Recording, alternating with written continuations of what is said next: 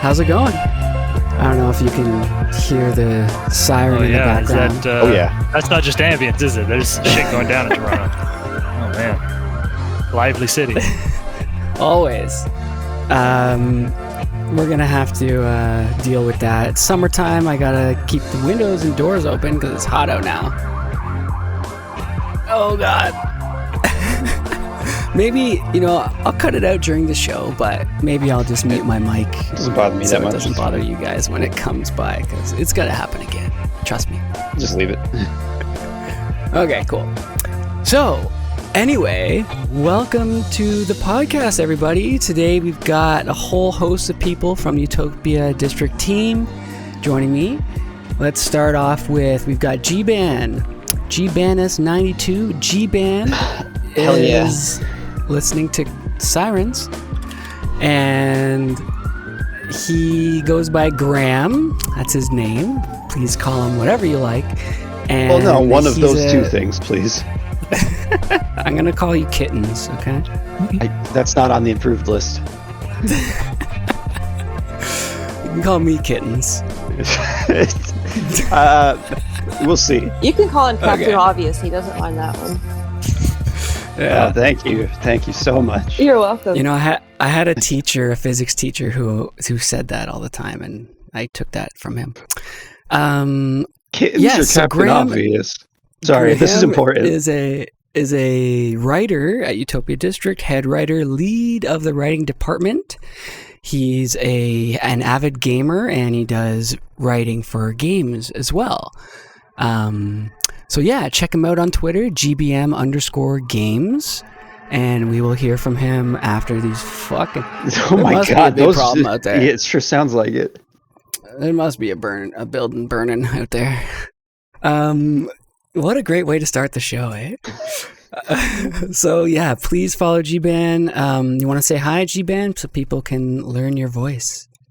Yeah, hello. I don't think I've done any of the podcasts before, right? I don't think Technically, we have one recorded, I think, but it's not out if you were at that one. But yeah, this is probably the first, man. Welcome. Yeah, thank you. It's a pleasure having you on the team. Oh, I hope so. Both the site and the podcast, happy to be here. Yeah, for sure. Yes, Graham is integral to what you guys see at Utopia District. For anything written on the website, this could not happen without him. So big shouts out to Graham.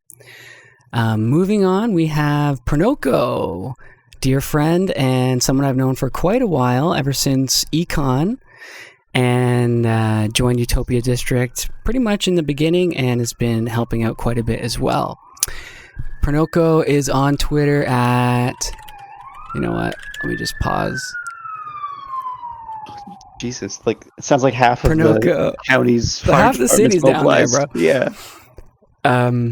Follow Prenoko on Twitter at _Prenoko, Prenoko. You want to say hi, Prenoko? Hey, good day. I hope everyone's doing well today. Good day indeed. Nice Sunday up here in Toronto. Apparently not for everybody, though. Hopefully the day gets better. Yes. And welcome to the show, Prenoko. Stoked to have you here and stoked to have you on the team. Good to be here. Next up, we have Priestess, or Vapor Priestess. Dear friend, someone that worked at Private Suite Magazine and is our art director at Utopia District.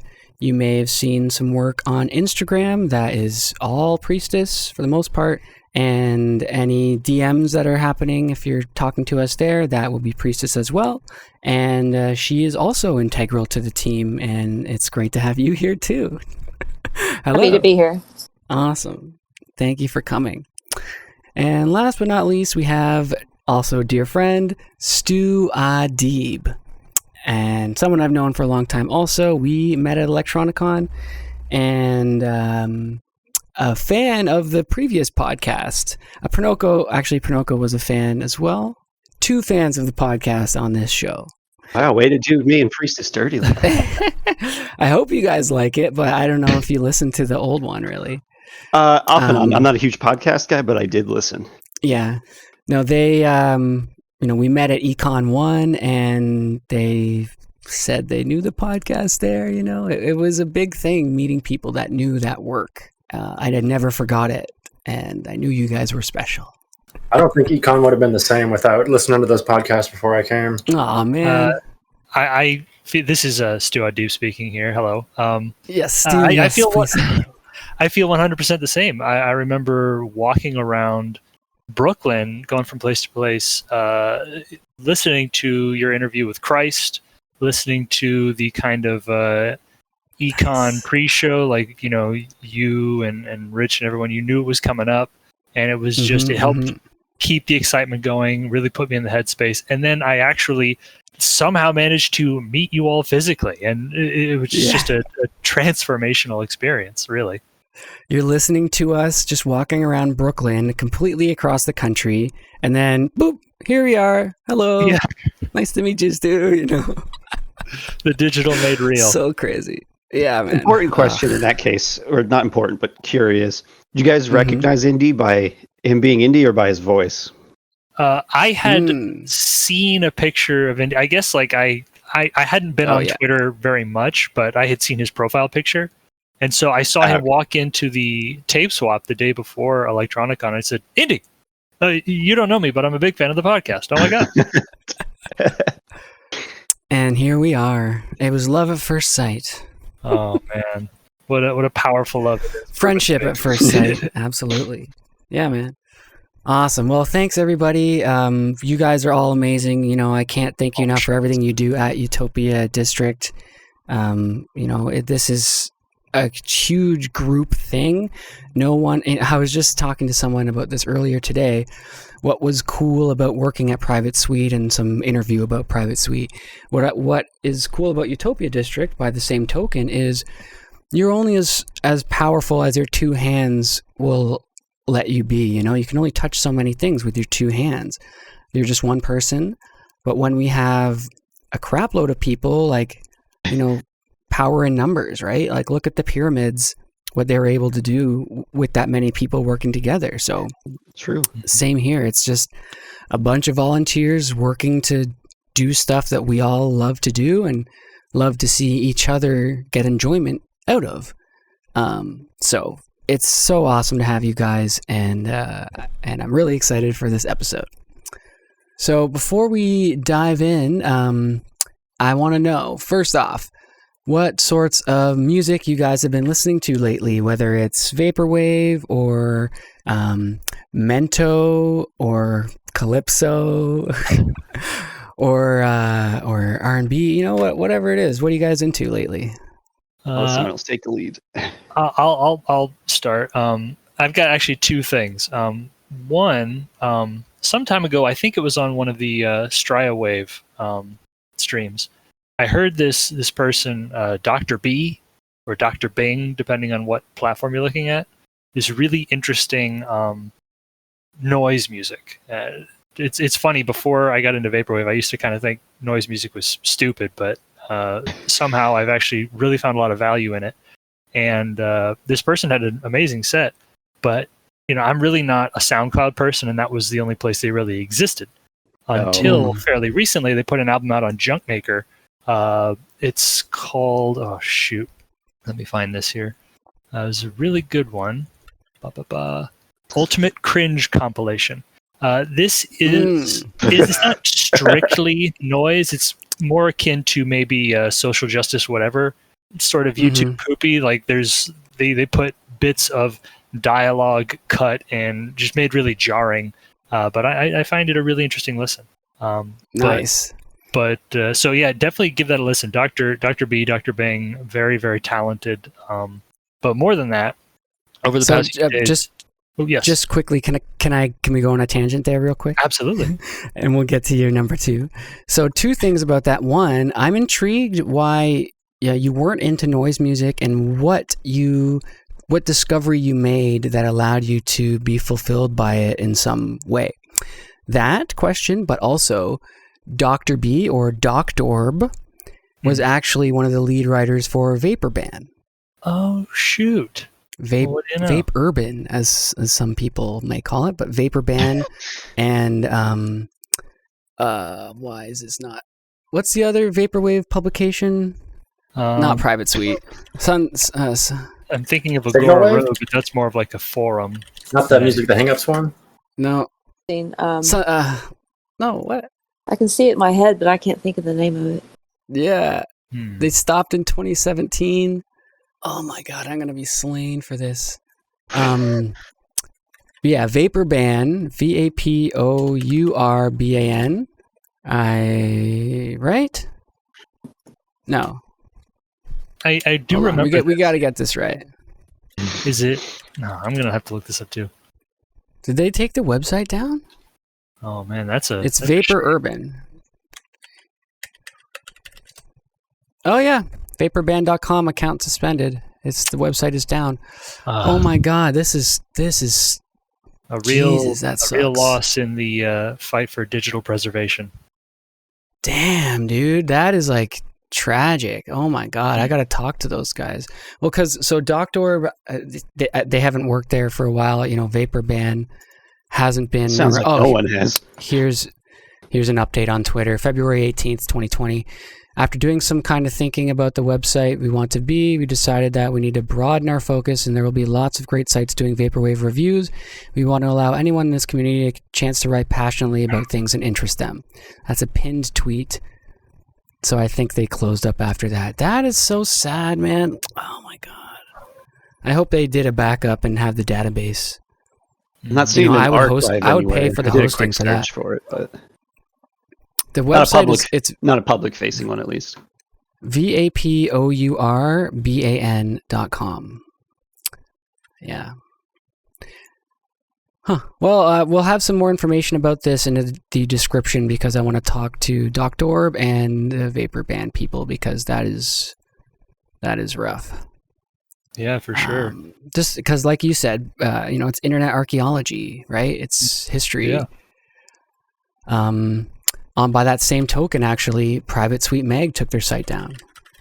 Oh, just a month ago or two. Yeah, I was going to say, it got pretty crawled recent. by the Wayback Machine or something. It did many times. I think the last one was December 2020, and there were no updates since September or October. So the site is still up on Wayback Machine. So the actual Vaporban. magazine issues are still up on Issue as well. Yes, absolutely. ISSUU.com, and then search for Private Suite Mag. But that's true. Vaporban should be on Wayback Machine. So it's not a total loss, I suppose. That's right.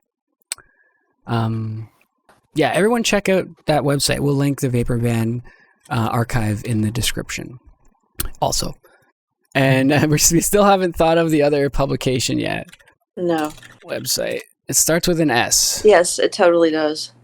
And it's not Vapor 95.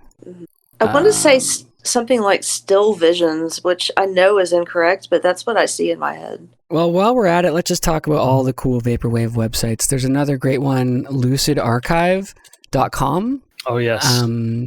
That's been around for time, and it's a great catalog of albums up into a certain point. And what's neat is you can search artists and albums by location, country. You can sort by release date, genre, label. You can obviously go to a label's Bandcamp page, but it's nice to have all of this in one spot. And they did some great interactive guides and complete collections as well. So check it out. Their website is still up. lucidarchive.com. Oh, it's Visual Signals, isn't it? Oh no, that is another Vaporwave publication, and a physical publication only. Visual Signals, shouts out Visual Signals. That's Music's the Hang Up. Okay. G-Band, you mentioned that, right? Sunbleach. Sunbleach. I knew it was Sunbleach. I miss Sunbleach so much. G-Band. Swish. Oh my god, coming out. That was half court. That was how I got exposed to so much new Vaporwave because I didn't really like the subreddit so much, but there was always 20 posts every week on Sunbleach of all this new shit, and I miss it so much. I hope the person who was running it is I know they were going through some personal troubles. I hope they're at least doing all right. Mm-hmm. So we'll link Sun Bleach as well. Amazing, That website amazing is still up, repository actually. of vapor. Still up. And I couldn't remember the name, but I could remember the latest headline was the haircuts for men takedown. Yep, that is still the one. Wow. Thing. Still the one, yeah. Crazy. All right, so yes, everybody give Doctorb follow on Twitter. DOKTORB. Dr. Bing. And what was the... Oh, yeah, so back to the noise music question. This is going to be a long episode. Oh, my God. Just Stu, lots please, of quality content, yes. Please, so what was it about the noise that... Yeah, what did you discover about it that let you be able to listen? Because I can't. I try. Maybe I don't try hard enough. Well, it's certainly possible, but... To be fair, when I first was presented with the idea of noise music, I hadn't actually heard it. I was like the typical pleb, just deciding that I don't like something before I've heard it. Like, what, is it just a bunch of static? Well, what am I going to get out of that? But then I started hearing, when I first really started diving into vaporwave, one of the early things I discovered was Windows 98, who now goes by their real name Daniel Saylor. A lot of their stuff was very noise influenced, and I discovered it's less about being musical than it is about sort of going through an aural experience. That's AURAL. Get your mind out the gutter. It was like having a little movie just in your ears. You kind of go through this sonic experience, and that's when it clicked to me that, oh, this is actually really interesting. It's just playing with different sounds that you can create to have an experience, even though it's not necessarily what we consider as being musical. So what type of experience can that provide exactly, though? I mean, it depends on the state of mind you're in. When you're listening to it, what area, like if you're just sort of laying down with your eyes closed and just immersing yourself in the music, or if you're outside. I remember actually one of the most notable experiences to me, there's this album, I can't pronounce it, it's in Korean, but it's by an artist who used to go by 2047 and now calls themselves Drain. And it's just a bunch of like harsh cybernetic sounds. And every time I listen to it, I sort of envision myself as like, there's this giant machine empire that's sort of crawling over the surface of the earth and absorbing everything in its path. And it's like, in my head, like my flesh is being torn from my bones and I'm being assimilated into this machine.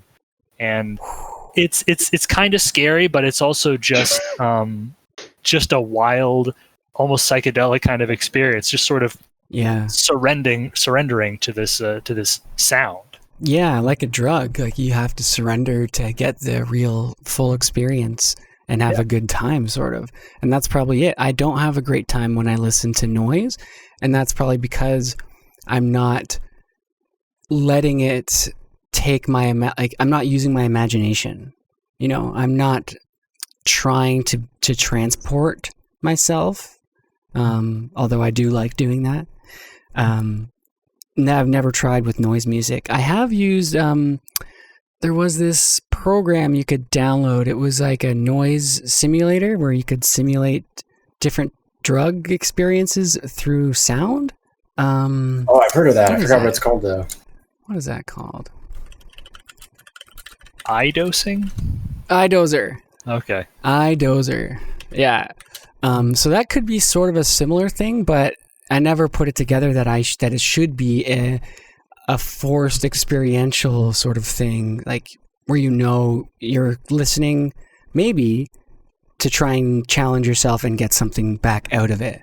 Yeah, I sort of put it in a similar space, and I'm probably, wildly mischaracterizing this, but in my head, it feels similar to like progressive rock, where it's like there's just this sort of like meandering progression of sound, and that's really what you're paying attention to, how it changes over time, whether it's musical or just some kind of harsh noise or some other sound going on.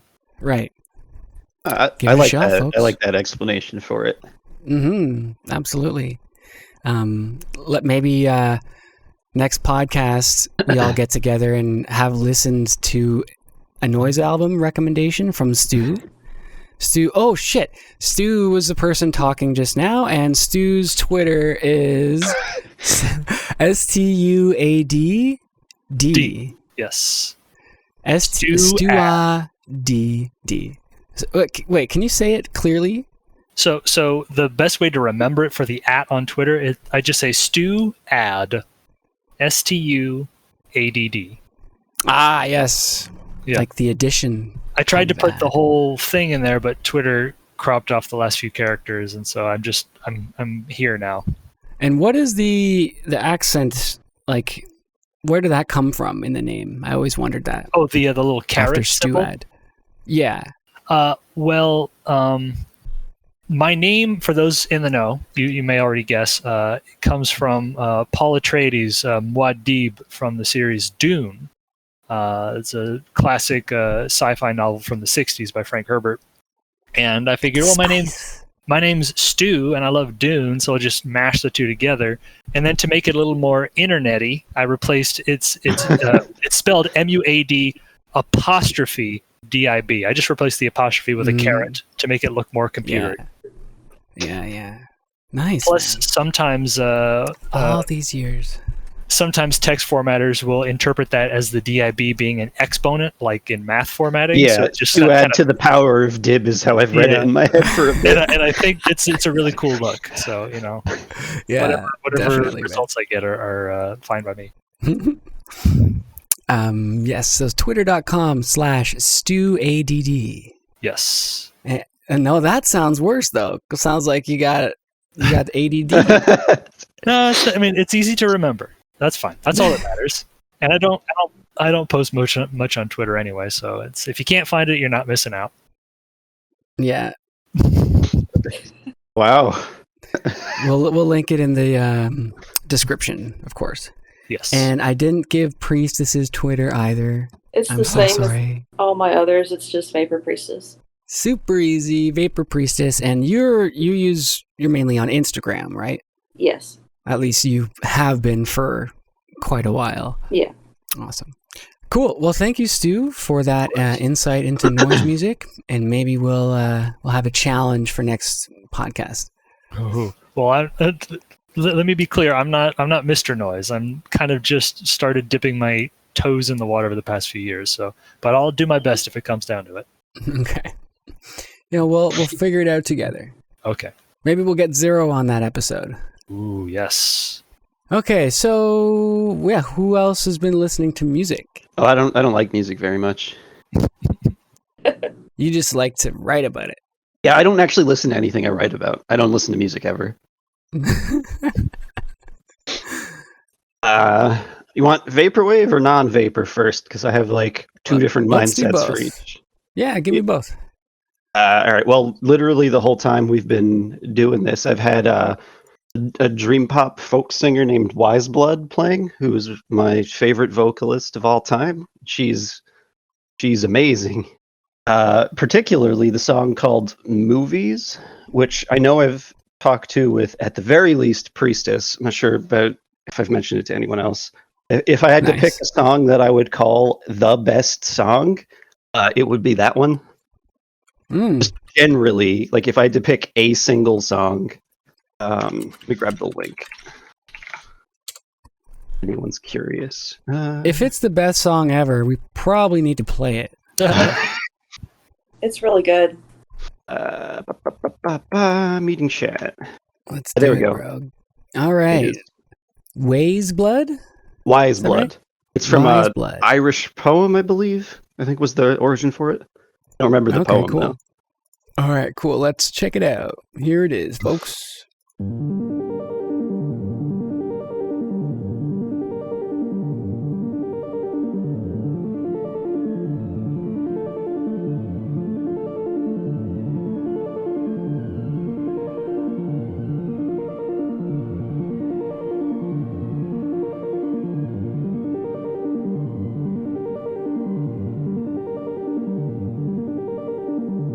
This is how it feels to be in love.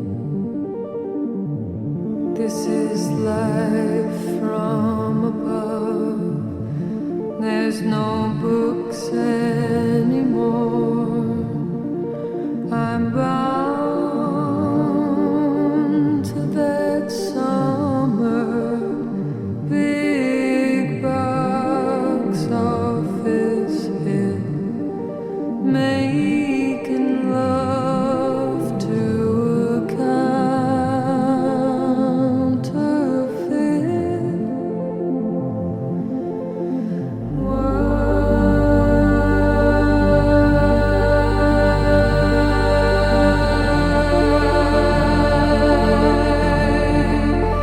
Did so many get a rise out of me? I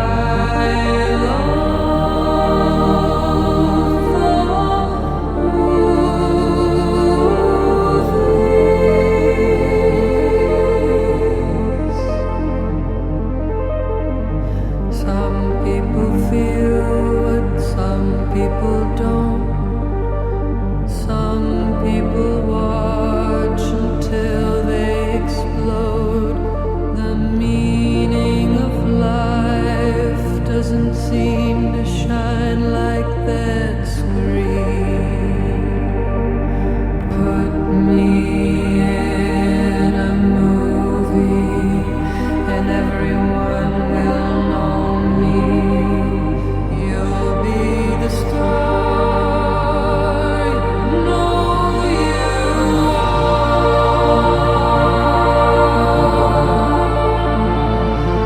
The movies I watched when I was a kid, the hopes and the dreams don't give credit to the real things I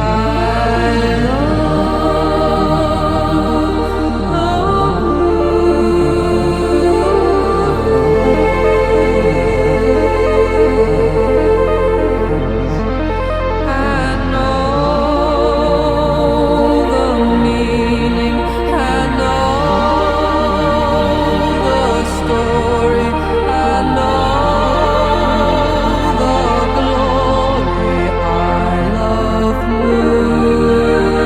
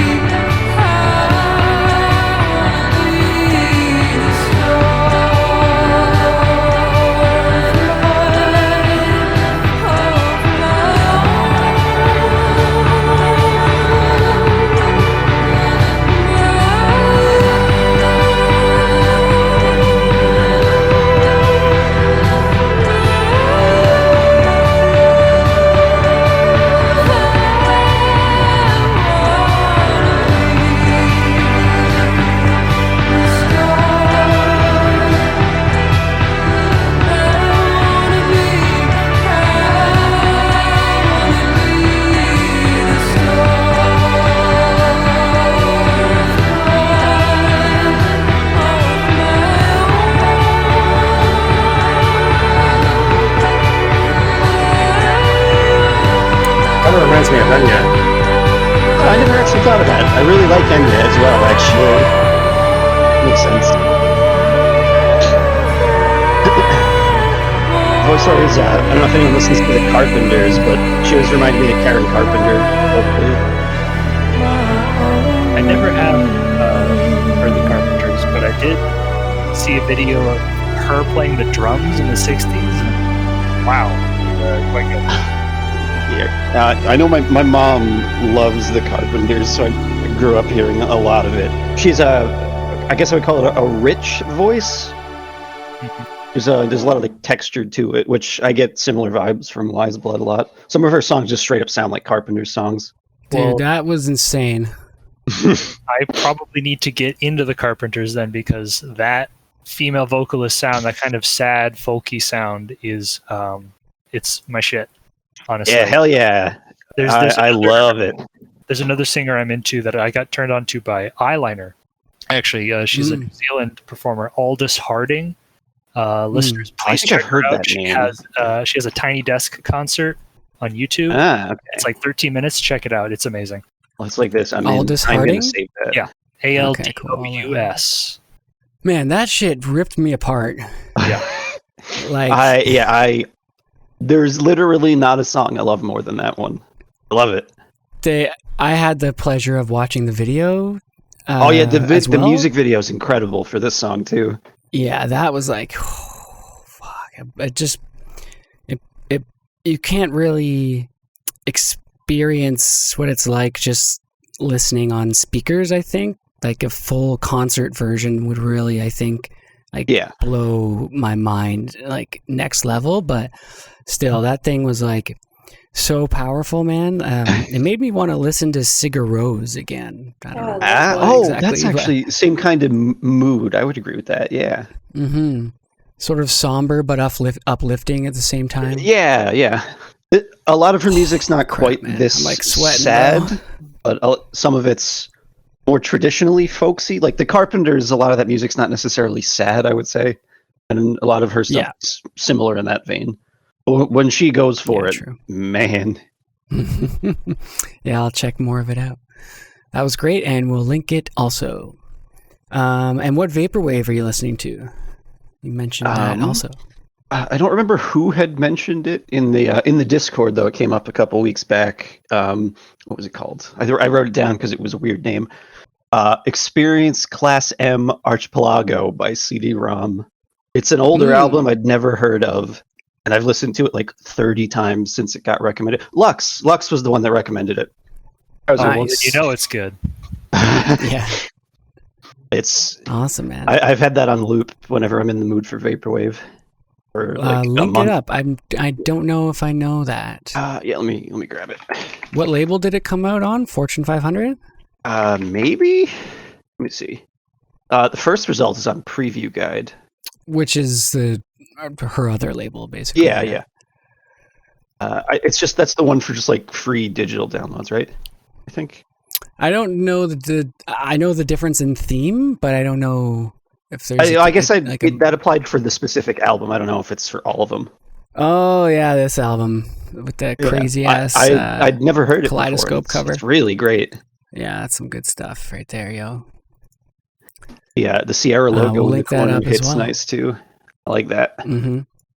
It's very just like, at the Bandcamp page. I like everything about this. Preview guide? Oh, for sure. Yeah. If you're listening, Lux. Yeah, very like MIDI like a Sega Haze sort of album. Yeah, absolutely. Great stuff, man. Great stuff. Thank you. Yeah. What about you, Prenoko? I've been listening to that new Skeleton Lipstick single. I think it's called Vapor Never Sleeps. Yes, I saw you mention that. Yes, but we got to play that. We got. I haven't listened, so absolutely. No, okay, nice. Yeah, cue it up. Vapor Never Sleeps, and I'm pretty sure Mindspring Memories did the cover for that. Like, look at that cover. That's like got to be Mindspring, or it's Marcelo Lavin, maybe Vapor. Artwork by Marcelo Lavin. Oh no, it's not Marcelo Lavin. Huh. Oh, okay. So they do all kinds of stuff like that. Wow. But I've also been listening to. It's very much like Fire Tools style. Yeah, as well. I definitely see that. Don't like you I was think? kind of curious about that too. But he did tag the artist at the bottom. Who did the album art for Vaporer's new album? Was it this guy too? Vaporer. Because it looks like the same style, that like super saturated. It doesn't say. Oh, we'll never know. But yeah, I've also been listening to a few of the artists that I heard on the most recent Sight Sounds and Conversations. Drink Your Tears, iClick, Verizon Wireless. Oh, nice. And also one of the new songs from the DDS Fan Club album, Lipstick Response. It's a really good one. DDS Fan Club album. Damn, I did not know about this. Oh, wait, you're talking about the exclusives by DDS? Yeah, the New World Club, whatever it's called. Okay. Yes. Oh, the ones through the mixtape. Bandcamp like subscription? Yeah, there we go. Yeah, for a second I thought there was a comp by the fans of DDS. That could be cool. Fan club comp. Yeah, usually I just working listen on to new something like releases, that, actually, whatever pops up on the on my Bandcamp feed. I'll try to hear all that. And also, I had a barbecue recently, and I was revisiting the Dream Car project, which is Davey Havoc and some of the members of No Doubt. Oh shit! It has a synthy vibe, and they were playing it at the barbecue. No doubt, you said? Yeah, Dream No Car? Doubt without Gwen Stefani. Yeah. Huh. So Davey Havoc's And the it's- singer instead. Dream Car. Yeah, Dream Car. Just Dream Car album. I think they've only released one album so far, but it's pretty good. Cool. Oh, that looks awesome. Got a couple videos. Sweet. All right. Well, so let's play Mr. Skelly Lippy's new single, "Vapor Never Sleeps." Here it is, folks. And you can follow Skeleton Lipstick, skeletonlipstick.bandcamp.com, and on Twitter, or whoopsie, that's Tumblr. On Twitter, I think it's just Skeleton Lipstick as well. Skeleton Lipsty 1. We'll link that and make it easy. All right, here we go. Vapor Never Sleeps.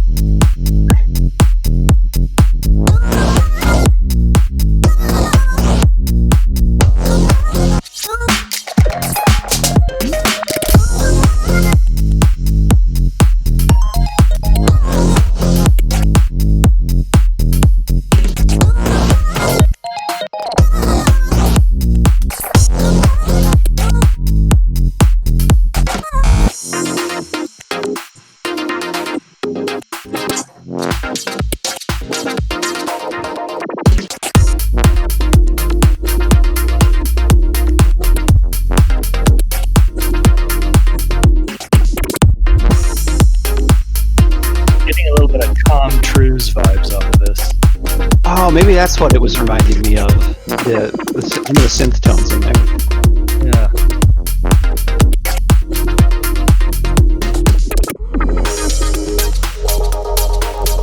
It's a really danceable song. Especially right now. Absolutely.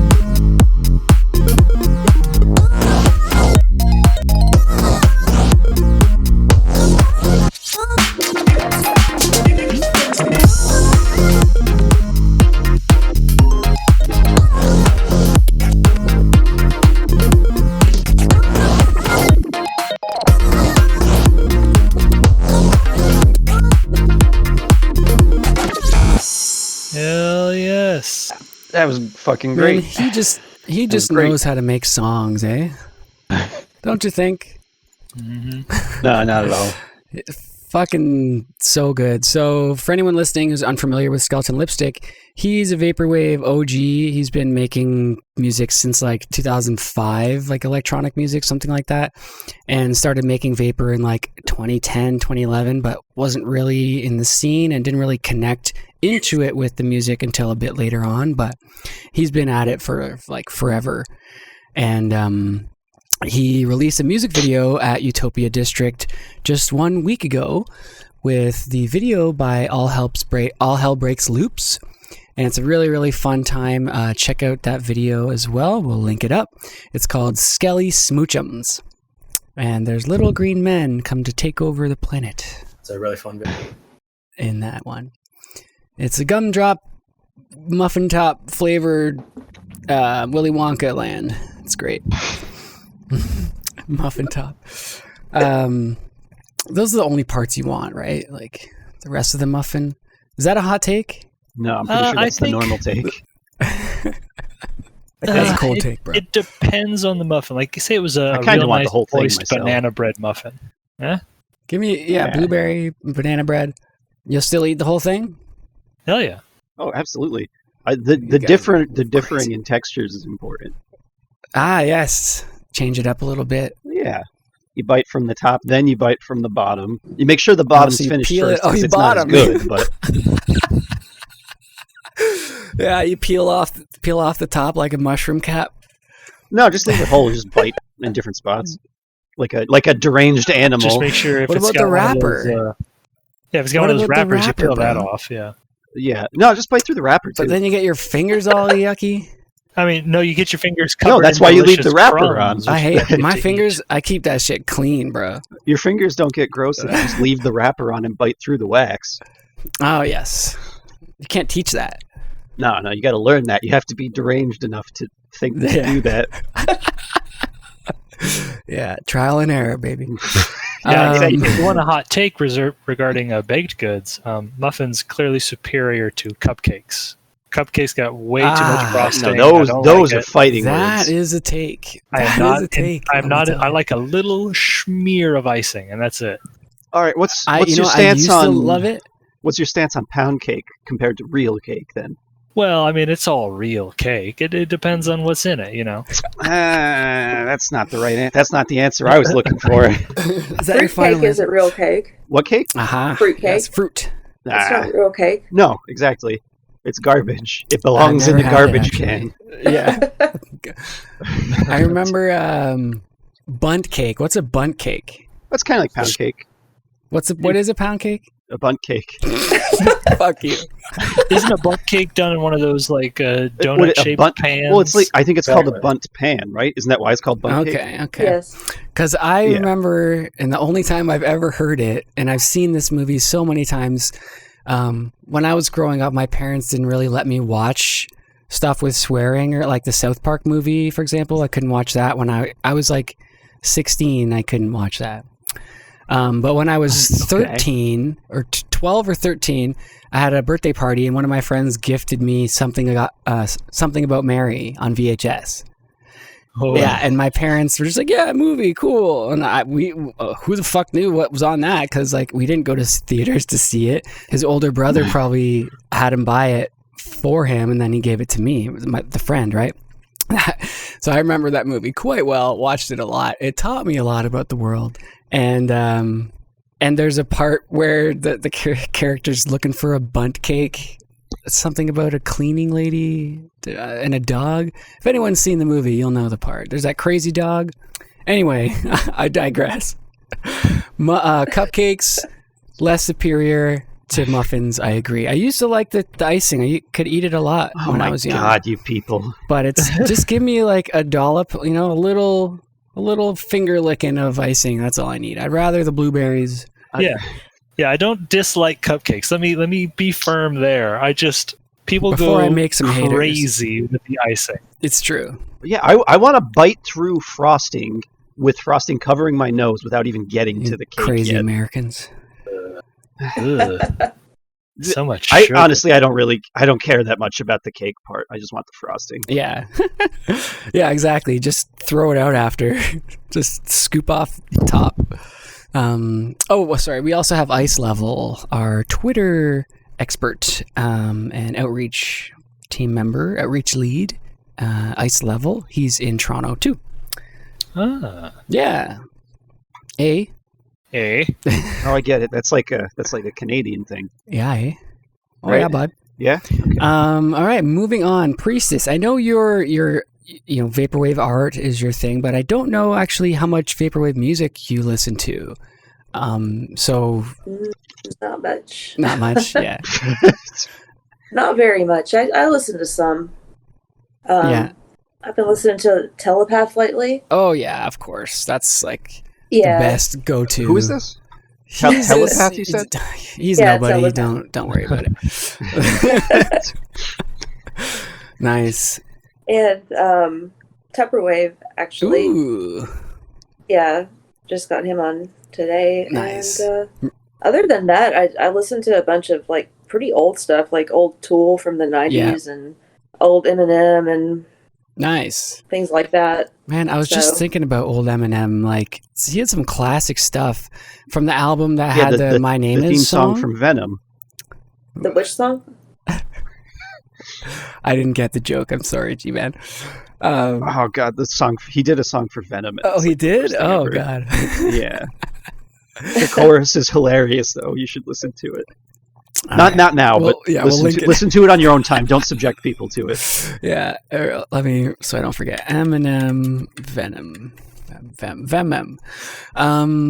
Yeah, that's it. Tupperwave. Oh, yeah. What was it, Marina you were listening to, or the older ones? I have all his albums. I just had it on Oh, shuffle. nice. Yeah. Shouts out Tupperwave, man. Looking forward to what that guy has in store in the Yeah. future. And yeah, old Eminem is classic. Like the album that had My Name Is, Slim Shady. Mhm. What is that song even called? Is it My Name Is? Yeah, I think it's My Name Is. Yeah, that's a good album. Slim Shady LP. Marshall Mathers LP? Marshall Mathers LP was good. Is that a different one? That's the one that had like Kim on it, and Yeah, The- that the- song is kind of yeah, messed it's up. weird. Yeah, it's like a rape song. That album also had the returning song Stan. of Eminem and Stan. Stan is a great Yeah. song. Yeah. He has a new album out, actually. It came out in winter last year, and it's a re-release of an album that he had released before the pandemic, and then after it started, he added like 5 new songs Mm. and re-released it, and he's got some songs about COVID on there, which sounds kind of ridiculous, but they're actually really good. Music to be murdered by. Yes, but Interesting. there's That- 2 versions, and so like the I other get- one, yeah. I get what he's saying with that title, especially if he has Yeah. songs about COVID, and hopefully those. I'm interested in the way he wrote it. Like, is it? And I doubt it is, but that like cash grab kind of thing where he's like, "Oh, COVID's happening, got to make a song about it." I doubt it because I imagine he's taking the approach of longevity because Yes. this shit is not going away. Yes, and also longevity for himself because he talks a lot about being 48 now, Mm, and wow, like that's I what did that's not. like for him is like in the scene that he's in, and I find that really interesting. Yeah. I don't know if you want to play it because it's kind of long, but the main song about COVID is called Nat, GNAT, and but it is pretty long. I don't know if you want to play it. Let's see how long it is. It's only 4 minutes. It's fine. Okay, yeah, it's good, so Cool. I recommend it. Yeah, let's check it out. I haven't heard. Okay. I heard one thing he did that blew my fucking mind. It was like 2 years ago. It was in a video. I don't think it was for a song. It was like an interview or something. But yeah, I can't remember. Okay, we have Nat by Eminem, and hopefully we don't get fucked for playing this. We'll see.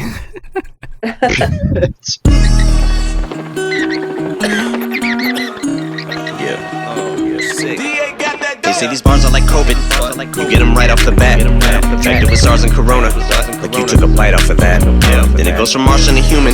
That's how the virus attacks. They come at me with machine guns, like trying to fight off a gnat. Still stacking my chips, hoes, higher than Shaq on his tiptoes. Top the Empire State Building, this shit is like child's play children. I will annihilate, kill them, I fuck around and pile 8 million dead little juveniles. Wait children, I'll await my trial, they tilting. Ain't nothing you say could ever trump. Mike Pence will get killed. If you're hypersensitive, I wasn't referencing the vice president. Chill. I mean, my penmanship at times tends to get ill. Violence, but with skill. That's why I hints when I write ends up with a mic and pencil getting killed. Yeah. And I'm still ride or die for the squad. So you know which side that I'm on if a battle line's ever drawn. But if I get involved, it'll be like canines in a brawl. But not similar to Mike Vick at all. Cause even if I don't have a dog in the fight, they ain't never gonna get rid of the fight in the dog. Got stripes like a tiger, so you might get mauled. A mic in the palms like claws, I can swing right for your jaw and rip it off with one swipe of the paw.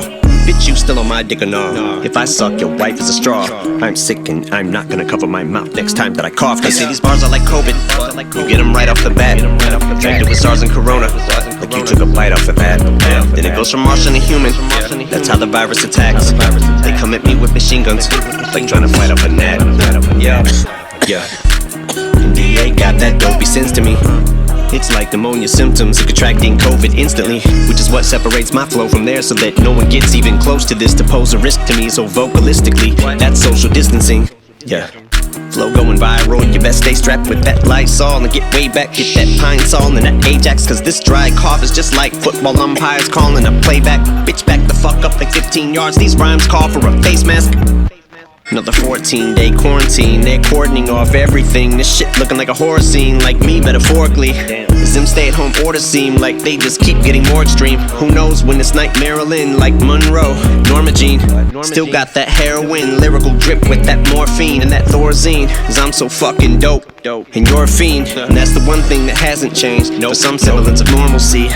But I might need that hydrochloroquine, cause I got that.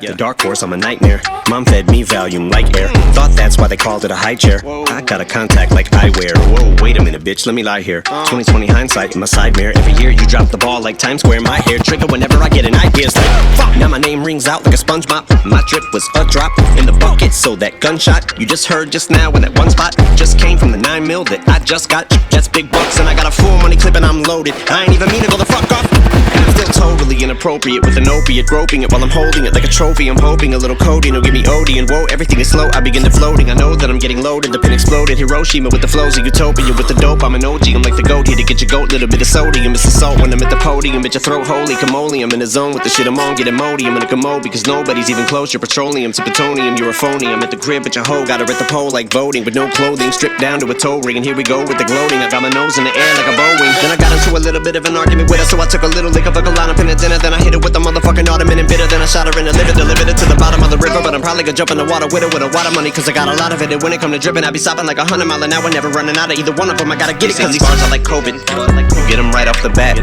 Infected with SARS and Corona, like you took a bite off of that. Then it goes from Martian to human. That's how the virus attacks. They come at me with machine guns, it's like trying to fight off a gnat. That trumpet melody sounded super familiar, but I don't know why. Fucking goddamn, he's a genius. Isn't he? Like, that's nothing new. I wasn't expecting him to be as direct, like his line about Trump and Mike Pence. I looked at the release date, and it was December 17th it came out, so it was right before the election results, right? This past December, you mean? Like 2020? When was the election? When were January, the results in? Yeah, so it was before the results were in. Yeah. Not the election. That's when he took office. Never mind. And so that makes more sense. It's going to be interesting to see how long this song lasts and what it's like listening to it in 2 years. Mm-hmm. I have a feeling talking about all these stay-at-home orders and go ahead. There may be people who want to, after the pandemic, like try to make movies about the experience of the past year, TV shows like, what it was like to be stuck indoors. Like, I don't want anything to do with that for at least 10 years. Definitely. Don't give me any corona-related media for 10 years. Yeah, we're already seeing it. Yeah. Don't the day the clown cried the COVID pandemic, please. Let's give it some time to breathe. Yeah. Yeah. And the song I was thinking of before that I heard last year that I really liked by him. Again, I don't listen to him, and I just saw like the popular video, but it was Darkness. Priestess, you might know it. Haven't heard that. Oh shit! Yeah, that was real good. Very dark. Okay. Eminem or something else? Eminem, yeah, Eminem. Okay. I'll link it up in the chat here as well as the description if anyone wants to check that out as well. Yeah. It's about the like mass shootings and shit. So. Oh wait, no. Okay. I have heard that. I'm sorry. Okay. I just didn't know the title. Okay. Yeah, that one is kind of, that'll mess with your head a little bit. Very powerful. Yeah. Just like this one, Nat. Mhm. And the great name for the song too, right? Makes it fits so well. And the fact that he's saying it goes from Martian to human is so perfect, like because he's Marshall Mathers, right? He always uses his name in different Right. ways. So yeah, I thought that was a nice touch. And also, I mean, that song is about longevity as well, like what I was talking about, not just the COVID. He worked that in there too. Like, pretty much the whole album is about that, Yeah. about how he's still around. So. Well, like 60 million views. Oh wait, that's Darkness. 55 million views. So Yeah. you know, enough people are still seeing it, but yeah, I can only imagine the mental struggle that comes with it. I have my own version of that. It's the 30s version. I'm an old man, everybody. I've been there. Yeah. So thanks for that. That was nice, and you know, this isn't a vaporwave strictly thing, and you know, we talk about things like that all the time, and it's nice to have different, especially big artists. Like, I don't think we ever talked about a big artist like that on the Private Suite pod, for example, but it's something people might want to hear. You know, this is an internet thing, not just a vaporwave thing. And we're all living on the internet these days, right? Yeah. Yeah. Whether we want to or not. Yeah. So I have a few discussion topics here, and I want to know people's thoughts on them. Just things I think about here and there that you know, when you don't have anyone in your real life to talk to about vaporwave and adjacent things, but you have a podcast, you end up making a lot of lists of shit. So here's one from the list. CDs, folks. Digital media on a physical form. What do you think about it? What's good about CDs? Why were they invented? Nothing. Are they still practical? And why do some people still collect them as physicals? Some people love physicals. There's CD. Some people love CDs. There's CD only labels out there, right? So what do you think? I really like physicals, but I don't care about CDs myself. I don't like CDs. I prioritize cassettes myself. I think the instinct there that happens is like, I mean, I don't know you guys' ages, but I'm personally 33. I grew up with CDs. They were pretty ordinary, you know? Yeah. And when they were invented before digital music really took off, it was the perfect format, you know? Like it could hold it in amazing digital quality, lasted a long time, took up very little space. But, you know, now we've got digital files that you can easily back up, you know, with all kinds of cloud services and extra hard drives. So, you know, really we want physical formats for sort of an exotic novelty. And if you grew up with them, it's just that same shiny disc. And who even has CD players or CD drives in computers anymore, you know? Yeah, I took all mine out. It's a waste of space. Need to use My those computer ribbon still has cables a for CD drives. drive, but it's like I haven't upgraded it in like a decade, and that's when I put it in. Yeah. Hundreds of Most cars CDs still and come no with way them. to play them. Mm-hmm. Yeah. Oh, that's true. Yeah. Now, if there are, say, you know, Zoomers coming up, and maybe they'll get into CDs, and it'll be this exotic thing for them, sort of like cassettes and mini discs and stuff are for us. I would think so. I would imagine that's on the way if it hasn't already started. Yeah, that's interesting. Are CDs lossless? Yeah. Like, can you unpack the file and turn it into? Yeah, that's what I thought. Yeah, they're waves. They're wave files. So when you I rip a CD, like that generally idea, you turn but- it into a FLAC if you want to. Like, But I be think like collected. it's easier to have a CD fail on you because of the scratching and skipping compared to a cassette. Yeah, You know- that's the one big thing is just how fragile they are. You know, Yeah. I don't know that that's true. I think cassettes That's the real hot take right there. I think cassettes might be more fragile because CDs, like, you can scratch them, but you can also repair those scratches quite easily, I believe. I've heard some toothpaste. You guys ever heard that one? Yeah. There's Yeah, also I've used that before. Polish the plastic. and there's also places that will like fix your CDs for you, like de-scratchify your CDs. Is that a hot take though? I feel like no one thinks cassettes are particularly durable. I certainly don't. I just like them more. Incredibly, scratches in the surface of CDs or DVDs can be fixed with softened wax. As with the toothpaste fix, you can use shoe polish, lip balm, furniture wax, or even petroleum jelly. Yeah, so like cassettes break a lot. They break in shipping a lot, and players break a lot. That's true. Yeah, in CD players, like you've got the rotor that turns the CD, but everything else it's just lasers. Yeah, You don't have to worry about moving parts. Yeah. what's the I think CD? there's like one working tape deck in my house out of like 11 of them. Because all the mechanical parts just die.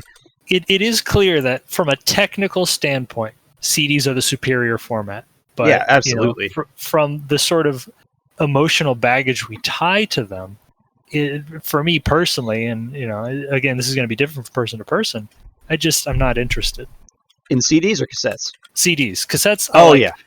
Yeah. Personally, like my ideal like vaporwave format would be a floppy disk, but there's no such thing as a dedicated floppy music player. The best you can get is stick it into a computer, copy the files over, and play them there. True. Yeah, I don't particularly. CDs were commonplace for me growing up too. I am 29 or almost 29 in a couple of weeks. I don't really care about them. I find cassettes to be they're cheaper, they take up less space, and they look cooler for me as a collector. I don't really play the cassettes. I just like having them to look at and enjoy having. And then I listen to the digital files. Yeah, absolutely. That's the real joy of physical formats. People say they want it for preservation. If I want to preserve my music, I'll get it digitally and back it up. Yeah. But it's having this like almost religious totem that you can kind of project all kinds of ideas and emotions onto. I think that's the Just real memories and all power that. of physical formats. Absolutely. Well said. I remember getting a DVD-ROM from MP3.com from an artist, like way back in the day, like 2001. Yeah. It had just so much music on it. He was trying to like start a new format and popularize it, but never really came into fruition. Yeah, a lot of great stuff on mp3.com. I always thought it was like kind of sketch getting songs from there instead of like a piece of software like LimeWire or something, which is also very sketch. Oh God, LimeWire. But there's just something weird about mp3.com. Like I felt like I was going to get a virus on there. I think I actually got it from CD Baby, but like through mp3.com. Yeah, okay, nice. I never have actually found anything on mp3.com. They would always come up in like Google searches, but it felt like one of those overly search optimized websites that just have links to advertising pages and no actual content. That's what I always assumed it was. It's a really strange name. What is this label? They did that Netscape album. There's a CD only vaporwave label. I think it's Oasis something. Oasis Ltd. Yeah, Heard of it. that's it. That's one, yeah. No, that's not the. They did Starsea. Yeah, no, that's not the one. I know BizCaz did some CDs back in the day. Business Casual. And Dream Catalog also. I have the 2814 Birth of a New Day CD. I think Cat System Corp also, his label, Iris Records, has done a few CDs. That's right. Yes, they do CDs every time for every release. Yeah. Right. So maybe it's like a European thing still kicking around over there a little bit. A couple of the more recent Telepath albums had CD releases too. Yeah, the Lovers Entwined releases specifically. Yeah. I remember having CD drops. Yeah. And they're kind of those like black PlayStation CDs, right? Or am I making this up? I think I've seen that I don't know. some of I them haven't like tried that. any. Yeah. And the color variations. DJ Sabrina just did CDs as well for her set at Rosewood. There was a Rosewood. Yes, that's pretty cool. Night of the DJ, and we have some very exciting news for that. Actually, we've been working on a VHS for that hour-long DJ mix. So I cut the video for it. It aired at Rosewood. You can watch it on YouTube with some blurred portions.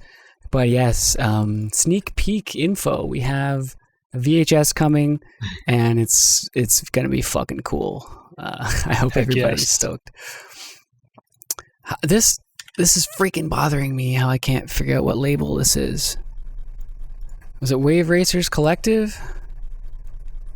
No, they do tapes. Something, is it Lounge? I'm not going to spend too much time on it. Dream Museum is the one. Everybody, if you like CDs, thank you. Got it. Blashy has a CD on there. Fuck right. Yeah, Netscape is one of my favorite vaporwave albums. And I do have the CD. I think it would be cool on tape as well, but it just fits so perfectly on CD. Like, the install disc you get in the cereal box from AOL. Oh, yeah. That sort of thing. Netscape communicator vibes. Yeah, I could definitely see like if it was packaged that way, that kind of adds to that novelty CD factor. absolutely feels appropriate. It's nice. Yeah, for sure. So check out Dream Museum. They are awesome. Chicago. Dream Museum's in Chicago. What do you know? Yeah, I like CDs, but if I'm going to listen to a lossless file, I feel like I already have like a terabyte, no joke, of MP3s, not FLACs. So it's 1 million MP3s, I think, or more. It's too much. But I have it all if I ever want it, and Spotify and YouTube Music go down because I don't trust services. Yeah, I like keeping downloads of my music library as well. Yeah, man. That's what I do. Oh, God, I'm sorry. Now, what I do like is sort of a compromise for the sort of CD-like aesthetic, although it can be difficult to get a player as a mini disc, because I always like to imagine it's like the best of both worlds between a cassette and a CD, because it's got that nice like clicky, springy, chunky action, like a lot of moving parts and levers and stuff when you pop it in the player. Yeah. The mechanical nature with the digital quality. Mm-hmm. I like mini discs a lot. One reason, because you can't duplicate them easily. And two, the LED printing we're seeing on some of these MDs from like Underwater Computing is so fucking good. It looks better than the tapes most of the time. Do you guys check out Underwater Computing's stuff? Oh, I freaking love Underwater Computing. Like, look at this shit. Their they are designs the best. Maybe Number the one. best. I would say so. They blow me away every time, pretty much. Cassettes too. Like I haven't gotten any of the mini discs. I've only gotten they do tapes handful also, of cassettes from them. Yeah. Mm-hmm. And vinyl. They're all so nice. So good. Underwater-computing.bandcamp.com. Treat yourself to a tape, a mini disc, or a vinyl. How many do I have? And I have like they don't do two or CDs. three it doesn't look like. Underwater Computing tapes just chilling on my desk right now, actually. Nice, man. What do you got? Which one is it? Oh, it's just the one, but it's one of the reissues of a Channel of Dreams tape that I missed out on first time. Dream Channel. Yeah, Dream Channel. There's an ongoing joke I have between myself and the rest of the vaporwave community that no one knows is an ongoing joke except for me, and that is I will call Channel of Dreams Dream Channel forever, just because. Yeah. He's like my best. Joke? He's like my best. He doesn't. I don't know if he knows it's a joke, but he's like my best homie. He's my main designer at Tiger Blood. Oh, I know that. Music Doc is Channel of Dreams and is our designer at at Tiger Blood. And I don't know why, but it makes me laugh every time. So I'm a pretty lame person, I guess. Yes, dreammuseumrecords.bandcamp.com. Check them out. And no hate on CDs, of course. You know, I'm just interested in talking about them. Let's hate on CDs. I have a really wicked CD player deck, but it broke, and I can't get the guy to repair the laser. And it's so nice, and I can't find any ones that look like it. You know, like the 70s and 80s, like desktop CD decks. Is it the metal style or metal style? One of the full cabinet one. No, but just a flat deck that's stackable. So you get your preamp, your amp, and your CD player, and your tuner, your FM tuner, right? Is it like the aluminum finish, one of those? Yeah. Like chrome. Oh, okay. And they're like so expensive. They're more expensive than mini disc players, honestly. Like mini disc decks. Yikes. Not portable ones. Relic of the past. Yeah, so I don't know. I'm keeping all my CDs, and hopefully one day I'll be able to play them in a nice deck. Because otherwise, I'm just gonna listen digitally. You know? Yeah. I don't know. Cool. Let's move on to a new section then, everybody. And I did, while going to the bathroom, pour myself a nice shot of soju. A glass Delicious. of soju, rather, and I had a shot. Of what? What is this? Is it sake or? It's Korean sake, basically.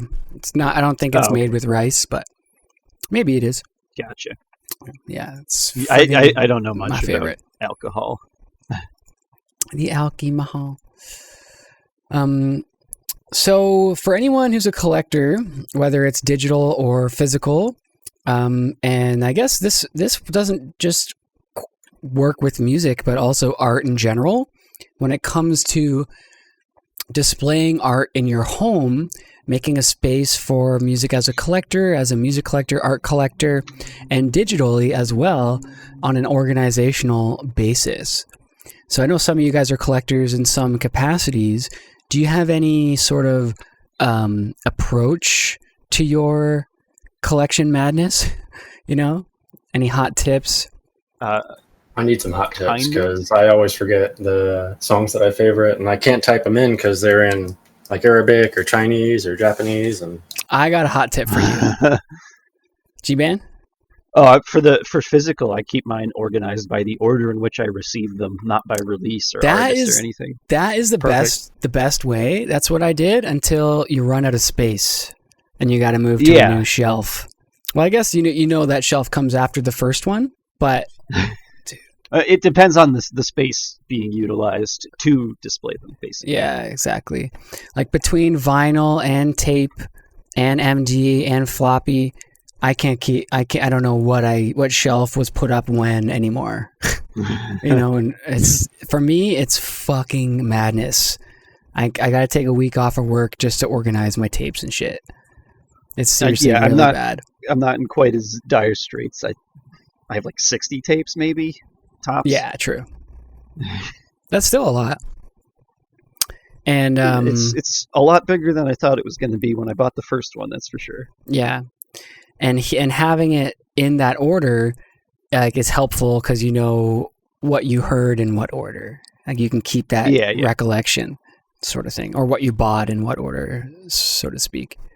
But for me, my physical collection is a fucking crazy mess. So is my digital collection, but I do have a really unique way of organizing amidst all the chaos, and that is, it takes a bit of work, but so Google Play Music and YouTube Music, they let you upload your own tracks. And what you could do with Google Play Music was fucking amazing, was set up a watch folder so that any song you put in that folder automatically gets uploaded to your account. And what's cool is if you like, genres are really important to me. I organize all my music by genre digitally. I do the same. And when using Spotify and YouTube Music, the genres they choose are all over the place. Like it's horrible. Sometimes it'll say rock something dash something, or the order of the words isn't accurate. Does the word electronic come first, or is it second? So you end up getting many duplicate sets of playlists to make up the one actual style in your mind when it's just called metal. I don't care if it has screaming in it, if it's just instrumental, or if it's rock, if it's rocky sort of metal. There's a billion kinds of metal, but I put it all under metal, right? But it's impossible to do that if you're using a service that doesn't let you manually adjust your genre or inherit the genre that you had set. So when you're downloading music, sorry, so did someone want to say something? No, I was just yaying you. Yeah. That's all. Sorry. Yes. So when you're downloading music and trying to organize it and filter all that stuff, what you can do is once you've dragged all the MP3s into each of your genre folders, you can select all of the files in that folder and manually edit the IDV3 tag for every one of those files. So it does sort of take a lot of work and planning. It's actually not that much work. You basically drag a song into that folder, right-click it, edit the ID3 tag, and give it the genre tag that you want exactly how you want it written. And then it'll automatically upload to your YouTube Music, and then you can sort by genre and then get all the songs you want. Yeah. There's some dedicated music apps that are really good for that too. Like what? I use MusicBee to organize my library. MusicBee. I don't know if anyone's familiar with it. They're good too because And they have a music database index that you can pull your honestly, your I info from. I don't really use that. I do I have a probably overboard meticulous nomenclature that I use for all my music that involves changing track names from what they originally are in a lot of instances. Same. So they fit the organization that The I syntax. personally use. Yeah, exactly. And MusicBee is really good for that. Nice. So if it's artist name dash album name dash song name, you want to remove the album name from the title, for example, something like that, right? Yeah. You can do that in mass with MusicBee. Yeah, you can change any category en masse, one at a time, all at once. And ID3 tags as well, right? I don't spend as much time with the ID3 tags, but I'm pretty sure all of the It would make changes sense. are done to the ID3 tags by default, within the app. I'm Well, pretty that's sure. only for MP3s, right? I don't think FLAC has ID3. It does actually. It does. I don't Yeah. know No, if it's it- supposed to you be can- ID3, but it does have MusicBee can do metadata. FLAC in that, yeah. Yeah, that's why collectors use Yep. FLAC instead of Wave, because it has the metadata. Oh, that's awesome. Yeah. MusicBee is very malleable. It's a great piece of software. Yeah. I actually use a very similar piece of software called Beats, Beets. It's a command line tool written in Python. Nice. But when you import any piece of music, it imports it to a local database, and it automatically looks it up on MusicBrainz to try to find MusicBrainz, that's the one. metadata tags. Yeah. And it asks you if you want to apply those. And it's got a single YAML configuration file, which it easily allows you to change what format you want the file names to be in, what you want the file structure to be like, whether you want it to be organized by genre first or artist first or some other tag first. Mhm. Maybe you just want the whole thing organized by year. And it's very flexible, very easy to change en masse. Mhm. You send it a query and you just say, okay, change all of these tags to this value, and it will just do it. And you're doing that on Linux, so I imagine you're hosting your music from your home network as well, right? So you can get it on your I phone don't and shit. do any services or online stuff. I download all my music and I play it on my local devices. Yeah. Oh, so you'll copy it over to your phone before you won't stream it to your phone? Yeah. Oh, okay. So if you're more akin to using something like Spotify or some streaming service, then I don't know how useful that is to you. Yeah, there are a lot of tools you can use to set up your home streaming service to allow yourself to get your music from your own home network. Like even Plex, actually, you guys know Plex by now, I'm sure. Yeah. They have, you have a music. Is it possible to do without having a host name or? Oh, Like, do you- dynamic DNS. Yeah. You can use your IP address. Okay. Yeah, but it's all account based with Plex anyway. Hmm. Yeah. Yeah, you should check that I'll out, have to- bro. Yeah. Yeah, I've always wanted to have the ability to just stream my own stuff. Yeah, I think Plex is what you're looking for, bro. But there's also open Okay. source ones as well, of course. I know Groovy Kaiju and I have talked about one at least. But so yes, back to YouTube Music. For Vaporwave, a lot of Vaporwave isn't on Spotify and YouTube Music. But what makes YouTube Music better, I think, is you can still upload your shit. So anytime I download Vaporwave and there's an album I like or songs from an album I like, I'll edit the tag, chuck it in the folder, and then it goes straight to YouTube Music, and then I've got it on my phone right away through the internet. And it's sorted by genre, and it's sorted by the date it was added to my YouTube Music account. So I can just open up the default playlist called Last Added, and it literally sorts. It'll show you the last 1,000 songs you've added, which I can't remember the last 1,000 songs I've listened to. So, but it is a Music.ly has paid one like service, that, right? YouTube Music is Yeah. YouTube Red or whatever too, so you get free YouTube and no Is it? ads. I Yeah. thought they were separate things. No, you get it. It's like a family bundle thing. Oh. And honestly, it was so cheap. It's like, I don't know why I wouldn't. I buy a coffee every day. Well, I don't anymore, but you know what I mean. It's like $2 a month or something. Nothing. The music player I use is of course Winamp because I'm not a pleb. But The llama's ass, eh? but I'm also using one called it's really cool. What is it here? Called Resonic. iTunes. Fuck you. I hate iTunes so much.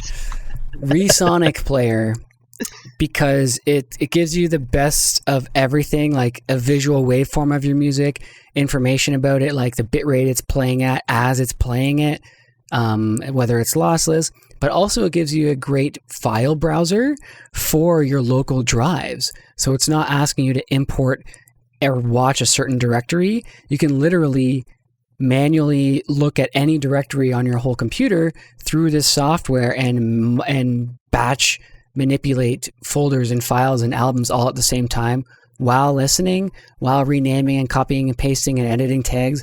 It's like the most amazingly robust tool for music that I've ever gotten my hands on. It's like a combination of Foobar, which is quite good for its own reasons, and Winamp, I guess, which is sort of bloated and old school, but has a lot of room for plugins and whatnot and stuff. So I would check it out. Resonic player. Yeah. One question I've concerning organization, something that I've been struggling with my personal collection is I also, it's very important to me to organize things by genre. Yes. But then when you get enough of something in one particular genre, like my Vaporwave collection, I know. then you start to worry about subgenre. Yeah, exactly. And what can be very difficult is, especially in the Vaporwave scene, the proliferation of subgenres, some of which like exist only for a single artist. Like Begotten.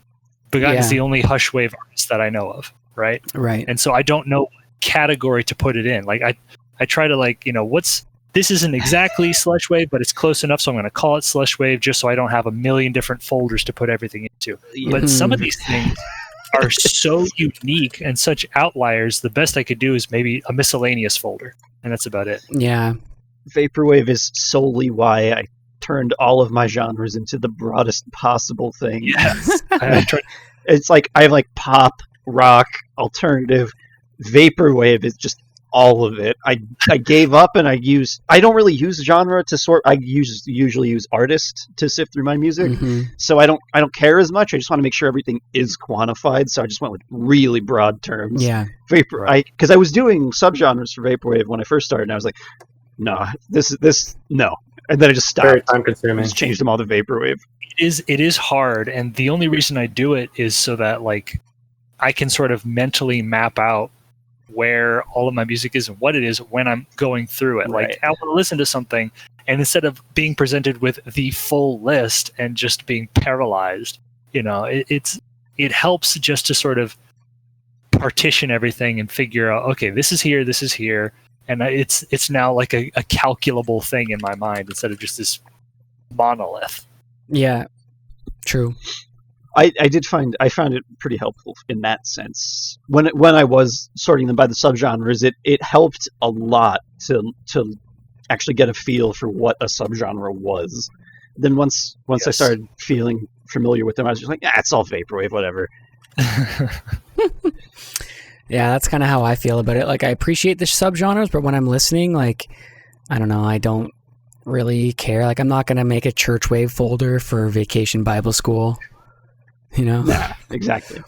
Yeah, which is like I said, why in my efforts I try to coarsely grain it. Like, this isn't exactly this category, but it's close enough, and I don't want to make one bespoke folder just for this one album. Yeah, exactly. Bespoke. But that's the struggle. That's a great word, bro. Thank you.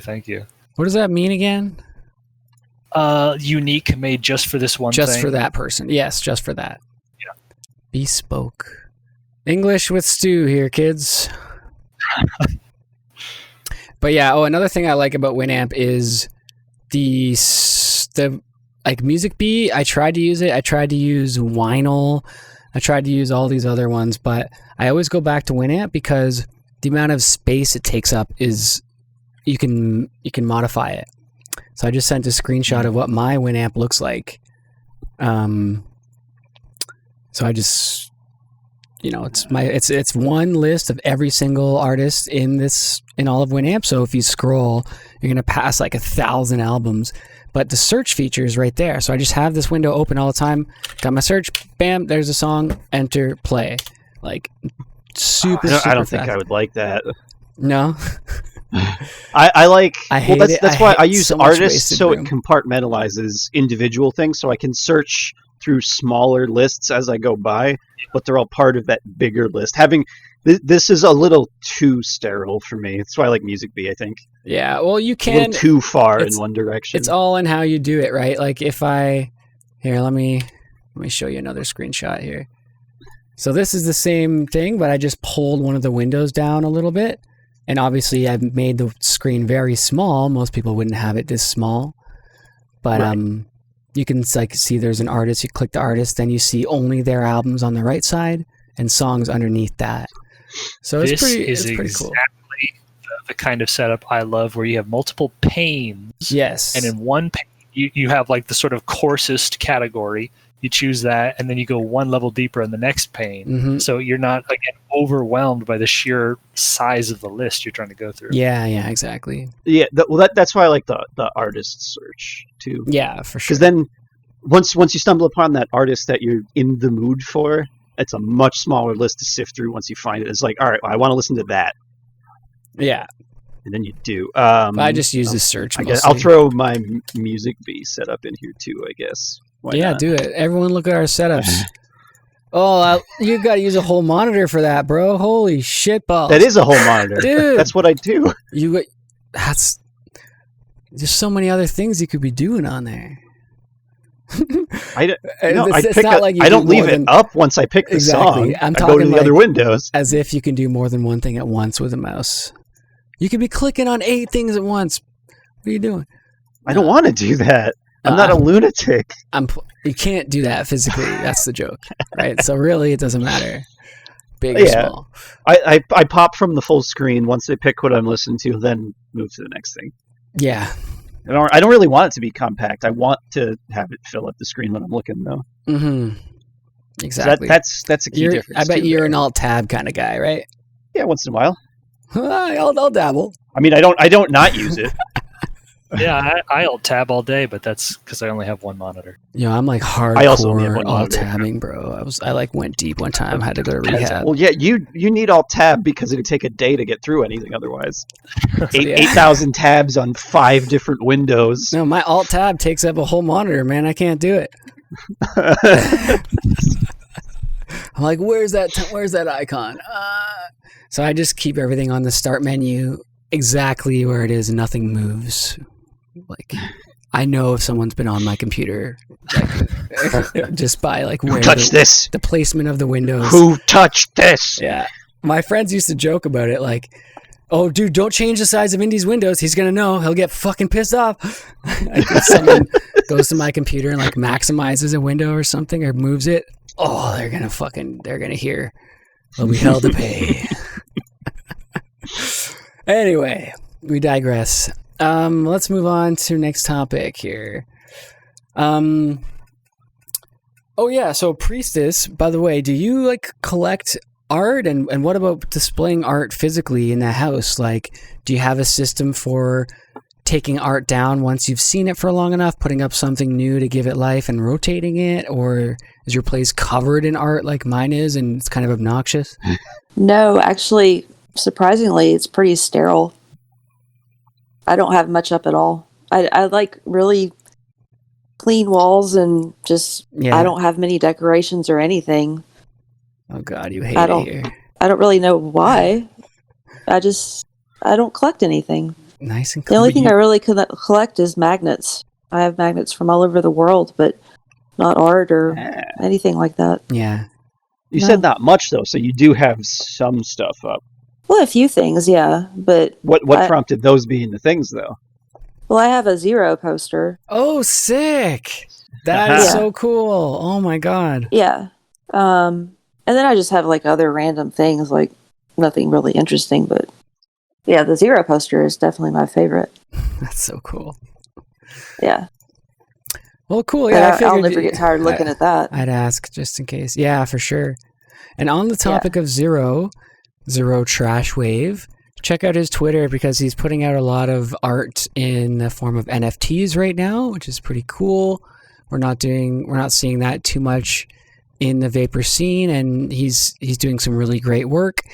And on the topic of NFTs, I guess, we're still in baby steps. This is very, very new thing, and probably a year from now or two, I bet we'll be looking back and kind of laughing because it'll be so common. But yeah, Zero with an O, like a 0 Trash Wave on Twitter. Zero with a 0. Yeah, I think it's, from what I've seen, it's just Zero and Disket Park really messing with the NFT scene. Oh, and Christ too. He's but as John Zabelli, not with the Christ persona. Cool. True. Damn, I'll have to check out their feeds. I didn't know they were doing that too. Funky fresh. Okay. I do have a point about wanting to talk about the importance of the artist that makes the album art. We talked about some Mindspring Memories album art earlier, and I forget the name of the gentleman that made that other album we talked about. Oh, my memory's so bad. Vapor Never Sleeps from Skeleton Lipstick. Would people be finding these songs and connecting with them if it was just the file? And that's not just in Vaporwave, Yeah, so like... I mean... Go on. Yeah, I think we know at this point the visual art really goes hand in hand with the music. It's really part of the whole thing. We've all been saying for years it's a really holistic art movement. It's like when you look at an album, it's not just the music, it's the file names, it's the arrangement, it's the weird emojis you see in the metadata, it's the album art, it's the little blurb on the Bandcamp page. It all comes together as one whole thing. So yeah, I mean, obviously the art contributes to it. I mean, half the time you're just browsing Bandcamp or YouTube or something and you just see something and you say, ooh, I feel like I know what this is going to sound like. I have to hear this now. Yeah. Click. Yeah. It's pretty interesting that a lot of the album art that I've done isn't even Vaporwave. Technically. Is that so? Yeah. Like, what kind of stuff have you worked on? I made album art for Skeleton Lipstick for I don't know if I can say actually what it is, but anyway, it's it's more like rainbow floss aesthetic than anything else. Kind of like almost close to the kidcore stuff that I make more than anything. And then another plastic garden one. Yeah, that's probably the closest to Vapor that I've done in a long time. For album covers, yeah. Yeah. Are you taking commissions right now? It depends on the project, Yeah. really. So probably, yes.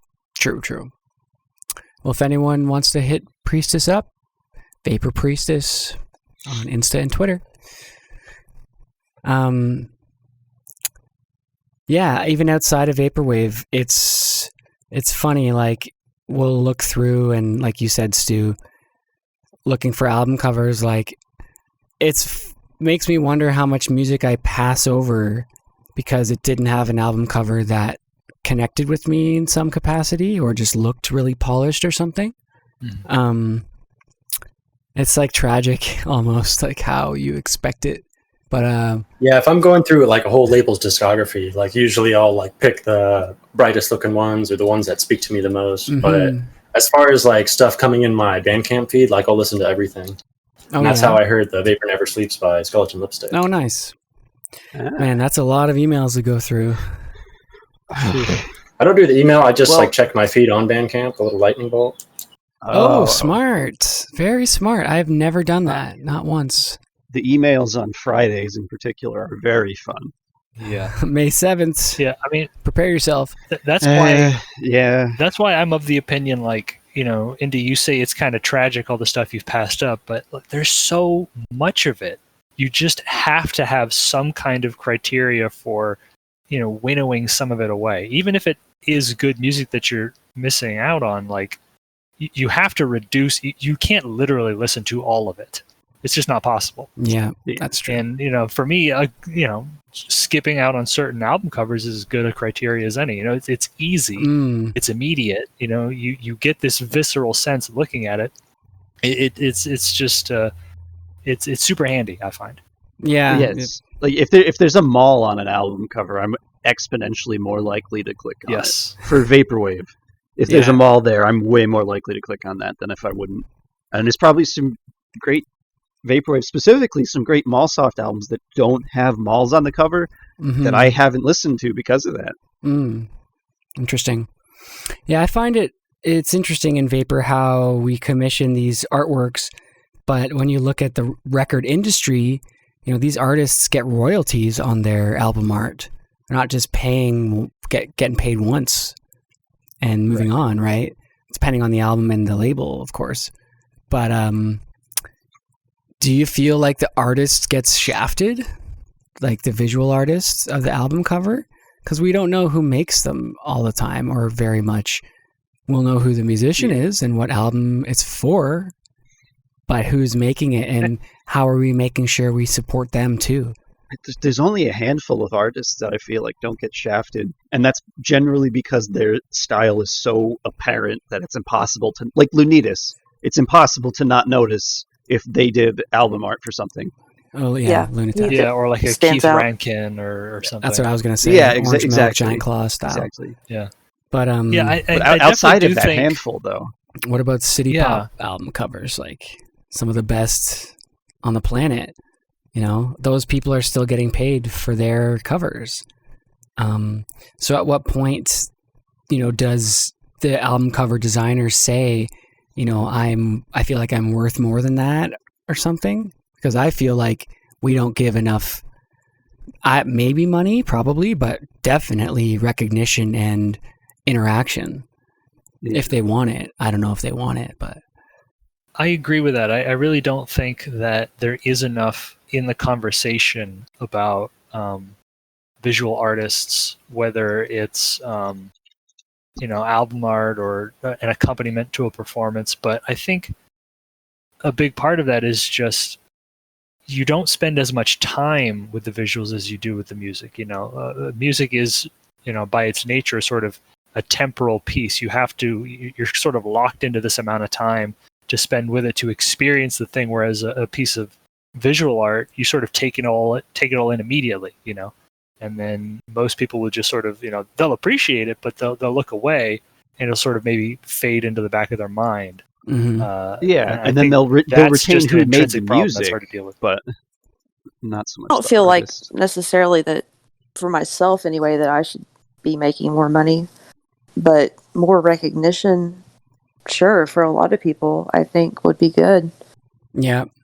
And I mean, like in general. How do we? Well, yeah, of course. How do we like?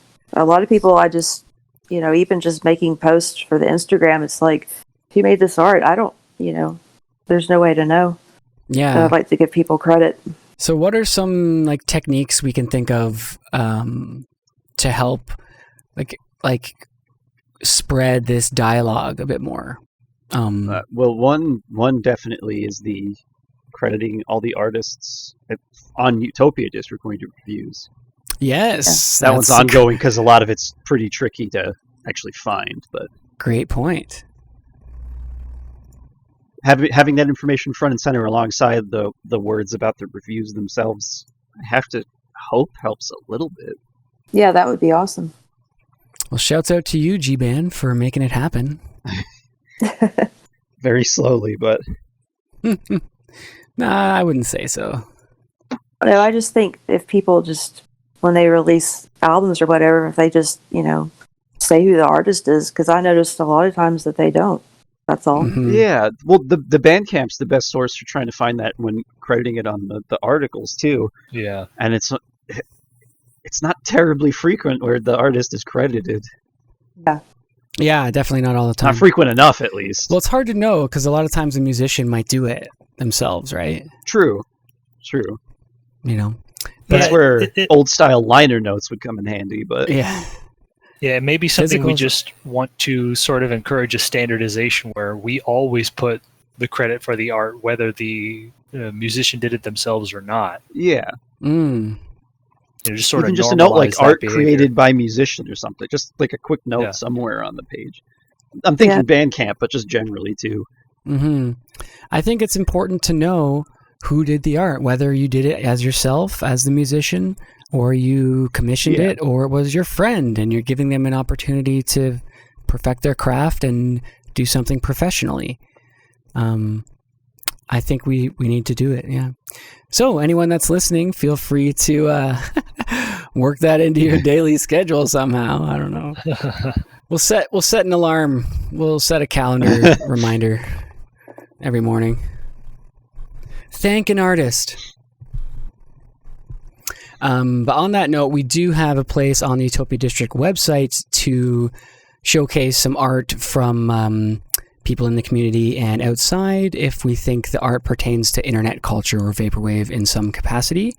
So next up, we have video artist Tesseractive. His will be going up quite soon, and you can check it out at utopiadistrict.com/art exhibits, I think. Yeah. utopiadistrict.com/art exhibits. Right now we have ecstatic PSD's work up there. It's been up there for quite some time, and we need to make some adjustments to this page, but there'll be a new one up there soon, and hopefully this will be a place where we can celebrate the work of the artist a little bit more, and be a home for it, because there's no home for it right now, a place where that's the focus, celebrating the album artwork or the visual art. Right now we celebrate them alone. We have all these vaporwave guides every year. Best vaporwave guide, 2010 vaporwave guide, 2000s 10-year, best hypnagogic, best Malsoft, all these guides. Where's the best album art guide? The we don't need that. 2010's album art guide. Let's work on that. New project, Utopia District. Give us a shout. We're looking for team members.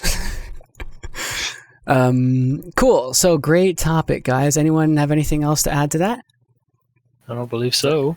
Gucci Poochie. So I want to play a song from one of my favorite artists, an artist that is quite old, I would say. They've been around for a number of years. Maybe forgotten, even though they're still making music. Very interesting person and great song, great album.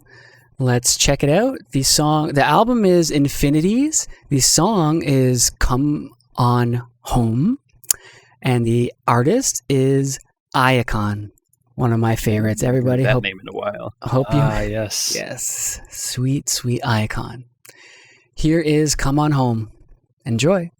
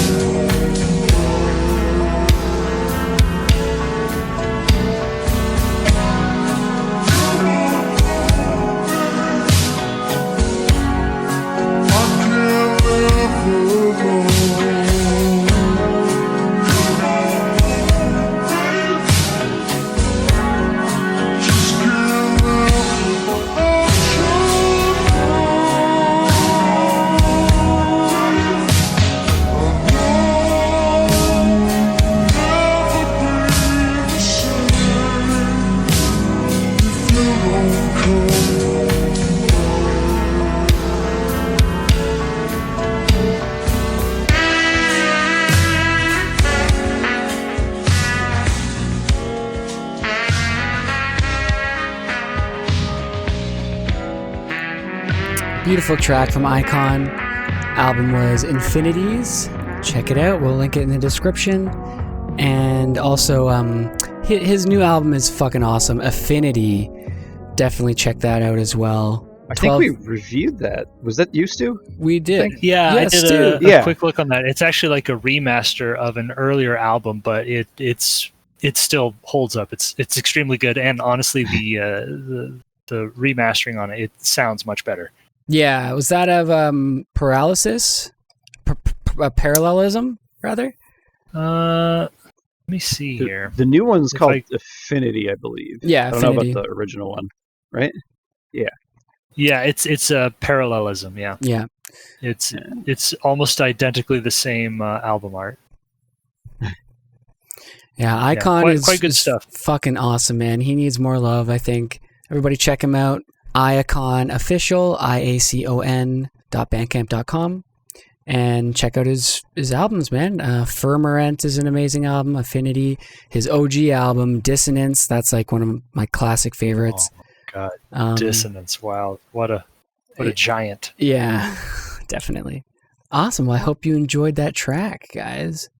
Yeah, I got to say, it seems a little unique for Iacon's style. It doesn't sort of, to me, from what I've heard, sound like the rest of his stuff.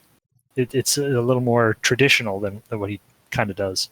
Yeah, I tried to pick one that was more palatable for the new type of listener, I guess you could say. But that album for sure is certainly a lot darker, more dissonant, maybe. Yeah. Cool. So does anyone want to play a track, or shall we move on to one of the last two topics? I've got one, but you can play it at the end of the show or whenever you're comfortable playing it. Oh, let's play it now. Let's get her done, bro. What do we got? This song encapsulates Vapor for me. I instantly loved it. The atmosphere, the melody, the mood. It's perfect for the type of thing I like to do. And it's from First Class Collective, and it definitely is a first-class flight into inner space. Nice, man. First Class Collective, also an awesome label run by Middle Class Comfort and Zico. Check them out. Song is by Deljm, DELJNM. I'm sure that's pronounced properly, better than that.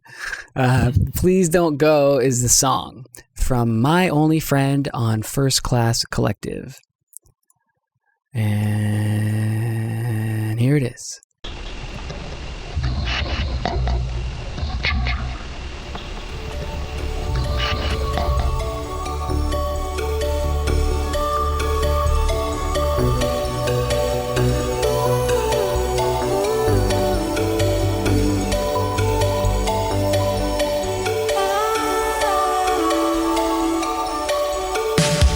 Please don't go.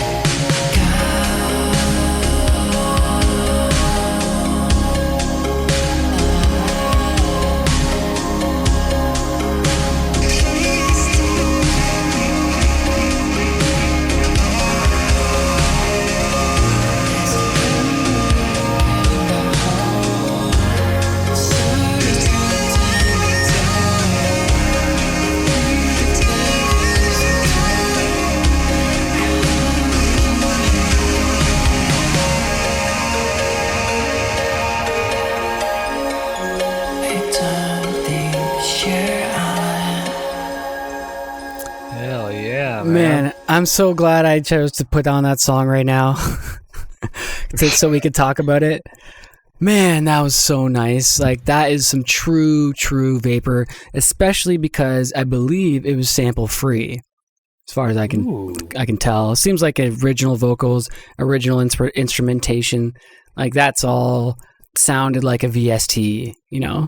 I love the sound of that synth, that do do do do do do. Yeah, pan flute. Like pan flute's I love synthetic woodwinds so much. Oh my They're god, great. They're perfect. Yeah, fuck, that was good. I'm definitely gonna check out more of this artist. I really like that. We'll link it in the description so everyone can check it out. Again, the artist is Delgum. And if you're listening and you just want to check him out on Instagram, you can at... Never mind, it's gone. All right. No. Well, we'll have to talk to Ethan and find out who that was, because that was fucking amazing. I love those vocals. As a singer myself, I really appreciate anyone singing in Vaporwave. You know, we're all creating the road as we run on it, sort of thing. Like, figuring it out as we go and developing this Vaporwave vocal sound that still is not where it could be yet. It has not peaked. Not even close, I don't think. No, I don't think compared to Synthwave and Outrun and the vocals and how popular that got with the Midnight, for example, or FM84. I believe Vapor can get there, and hopefully we see some vocals with it on the way. Got to get those couple vocalists that pop up everywhere and start to define the sound, like Dana Jean Phoenix for Synthwave, like that. Oh yeah, Fawn would be it, I think. There'll be me and Fawn out there, you know, waving around signs, begging people to buy our mixtape. I got a Discman right here. Check it out. I used to do that. After the show, me and my band crew would stand outside with our Discman, copies of CDs, and they'll be like, yo, listen, put the headphones on, people, like, forcefully. Be like, listen to this. It's just like what you just heard in there. You're going to love it. Buy it right now, please. We're starving. We need money to get home. Please, we can't leave. The car is impounded. Please. Yeah, we have no gas. Yeah, that was fun. Cool. So awesome song. Thank you so much, Prenoko. Thank you. What did I want to talk about last? Oh, yeah. So it wouldn't be an episode with G-Ban if we didn't get to talk about games. So we're going to talk about some games. Talk about those video games. You know, that PS Triple. All right? Yep, that's the one. That's the new one, I think. I know a lot about games. I'm pretty sure the PS3 is the new one. PS Triple, bro. Yeah. So what have you guys been playing lately? Stu and I have been playing Battle Block. Yes. Battle Block Theater? Yeah. Or is there more than one of those? No, taking it back, yo, doing that classic co-op.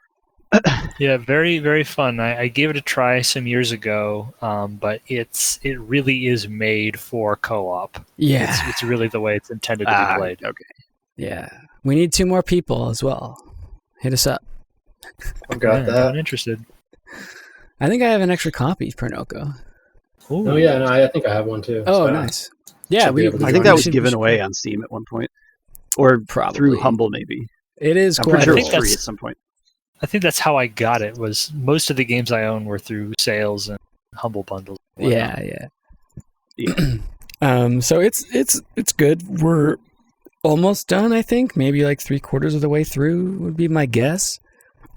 Yeah, I think we're in the 4th level. Yeah, 4th world. Yeah. Well, for anyone who's played it, you'll know, and anyone who hasn't, it's made by a great dev. They did Castle Crashers. What else? Alien Hominid, I think. Oh, I haven't heard of that. Them too? Behemoth Studios. Yeah. We make games. Yeah, Alien Hominid. Yeah. Oh, Pit People, dude. That's awesome. Yeah, that's their newest one, I think. Alien Hominid. I think. There's at least according to the website. It's not out yet. But Pit People is a fucking awesome game, dude. People should play that. Is that multiplayer? Played that at PAX East a few years ago, I think. See, there you go. That's the character coming out right now. So now we know G-Band goes to PAX. I would love to go to PAX. I go to PAX in a professional capacity. Yeah, for sure, man. I would love to. Man, I can't wait till we get to do Vapor coverage in a professional capacity. We've got that show coming up in October, is it, Prenoko? For Neon City? November. October, right? November? Yeah, November 20th and the 21st. So hopefully we can do some reporting on that. That should be fun. But yeah, check out this studio, Pit People, Castle Crashers, and Battle Block Theater. I haven't been playing much games. Rocket League and Halo a little bit with DS Dude and Chief and Groovy Kaiju. Rocket League's great. It's one of the only games you can play where I don't hate that I suck at it. I have no problem with it. Yeah, well, you get the matchmaking. I put a lot of time good. into that. You can get matched with your play level, but Groovy is like diamond or platinum, but better than platinum. He's so good. So he's like, I wouldn't want this. The group of friends I play with, we hate those people. So yeah. I don't have hitting the ball when it's not on the ground mastered yet after like 300 hours. Yes. So yes.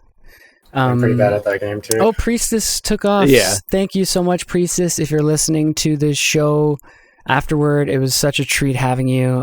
You're the best and love working with you. Looking forward to more. And she said her phone might die, so I think she said yeah. it might be an abrupt thing, so I think that's what happened. Yeah. Okay, well, on the topic of Priestess, just quickly, if anyone's on our YouTube, you may have seen some cool videos called Let's Learn, and it's Priestess hopping on mic and screen sharing her phone while making some vaporwave art. Different, maybe not from scratch, kind of different portions of what goes into making a piece, whether it's sourcing a material or getting to know a new application, something like that. So it's a nice opportunity to sit down with someone and listen and just hang out while they make art. So you can check it out, youtube.com/c/Utopia District, and they're called Let's Learn with Priestess. Very relaxing, even if you don't actually learn anything from it or can't draw. She should do some ASMR, yo. I love, I'll watch them over and over just because it's so calming and nice to watch and listen to at the same time. And I really look forward to what we can come up with in the future, some longer episodes, maybe things like that. Should be fun. And yeah, Priestess, you're the best. Thank you. What was gaming. Chief Alif also, he is fucking amazing at Halo. Like he'll use a controller and I'm on keyboard and he'll just waste me. I won't get a single kill and he'll be top of the ladder. It's cross-platform. I don't know how you can use a joystick to quickly aim at someone's head faster than you can a mouse. It's generally ungodly. It's a big problem for a lot games. cross-platform But they think they all do. I'm pretty sure on Rainbow Six because of that. And Groovy all use controller. I'm not certain. I think Chief has even told me in the past that they used to play like in a pro league. So like very, very skilled. That makes sense. And back in the day, Pro League only supported controller because Halo wasn't on PC really. It was, right, but only Halo. Well, 1 and 2 were. Yeah, and it was kind of a shit port, to be honest. Minus some of the mod stuff that you could do with it. Yeah, that was awesome, yo. LAN parties. Kind of stuff was cool. Playing Halo 1, LAN parties, like Blood Gulch and all the ice level, Sidewinder or whatever. Sidewinder was fucking great. Yeah. Although the best maps in that game never got the popularity they deserved, and it's a crime. Boarding Action is the best map in that game. Hot take, maybe. That was in Halo 1? That's the one that's like that's the ship that's like split in half and you're on two opposite sides of like a void. Dude, that is such a good level's level. amazing. Oh my god. Also, Chiron TL34, the one with all the teleporters, is amazing. Oh yeah.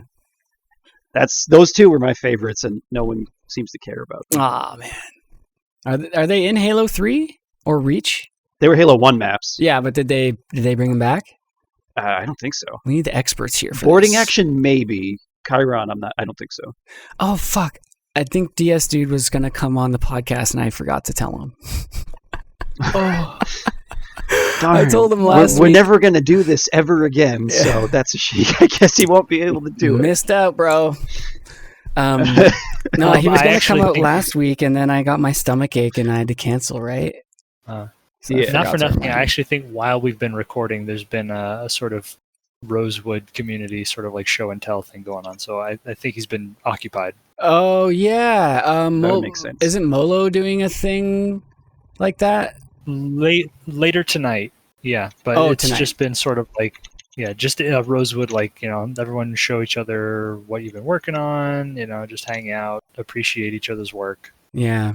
Yeah. So Um, he may not have been able to make it today anyway. For anyone that doesn't know what Rosewood is, it's kind of like Utopia District. It's just a fucking awesome group of people, a super cool collective, and they throw live shows and shit. You may have seen some of DS Dude's shows. We talked about Sabrina the TJ's Teenage DJ playing at Rosewood Night of the DJ earlier. The best place right now to follow Rosewood would probably be DS Dude on Twitter, but we'll link in the description if we get some more info on that, because those guys are great and you should follow every one of them. Absolutely. Yeah, man. Cool. So what games you guys been playing? I play Rainbow Six Siege basically daily. Dude, It's a what? problem and I Dude, need you gotta help. invite me, bro. I play on console. Oh, you fucking noob. Sorry, bro. I don't enjoy PC gaming nearly. I prefer console, honestly. That's just because you're gonna Always get have. spanked. No, the game has don't hurt a him. mouse and Don't hurt keyboard him. cheating pandemic. It's fine. Yeah. We'll have to It's play PC games that also use controller then, so we're on a level playing field. But co-op games Like are the cool only too. the only shooter that I've played in that capacity where I didn't feel like I was at a disadvantage was the first Titanfall. Using a controller did not feel like a disadvantage on that one because of the Titan combat largely, but Nice. Yeah, for sure. Isn't Titanfall 2 free this weekend? I think so. Such a good game, dead player base. Titanfall So is sad. one of the best shooter campaigns ever made. If not the Seriously. best. Yeah. It's fantastic. Um, I would put that up there with like Half-Life, even like the original Half-Life, as far as shooter campaigns go.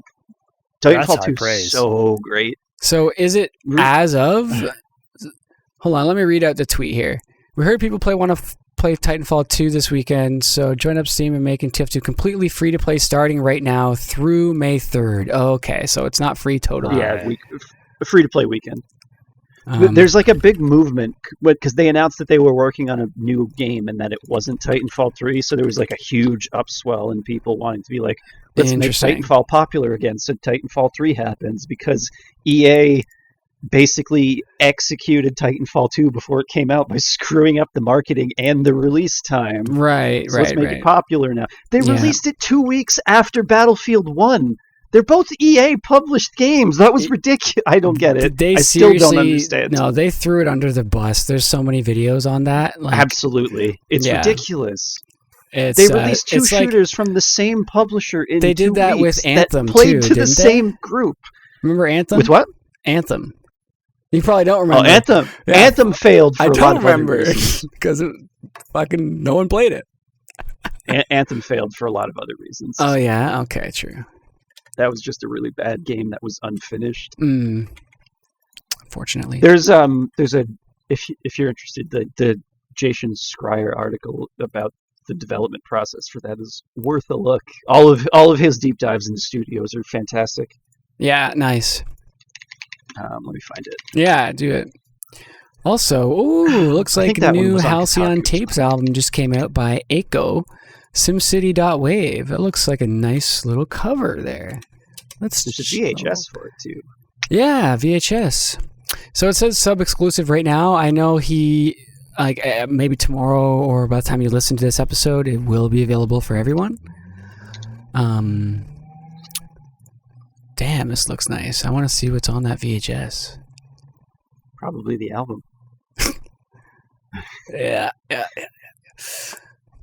You been playing anything, Stu? Solaris or whatever it was? Yeah, I've been playing a lot of Stellaris. Is that the RTS game? Yeah, well, not RTS. It is real time, but it's more of a grand strategy. So it's very slow moving. Like Civ? I've been playing for over 20 hours on one game. Like you go from the year 2200 to the year 2500, and if you're the most powerful empire in the galaxy, you win. So it's sort of like Civilization.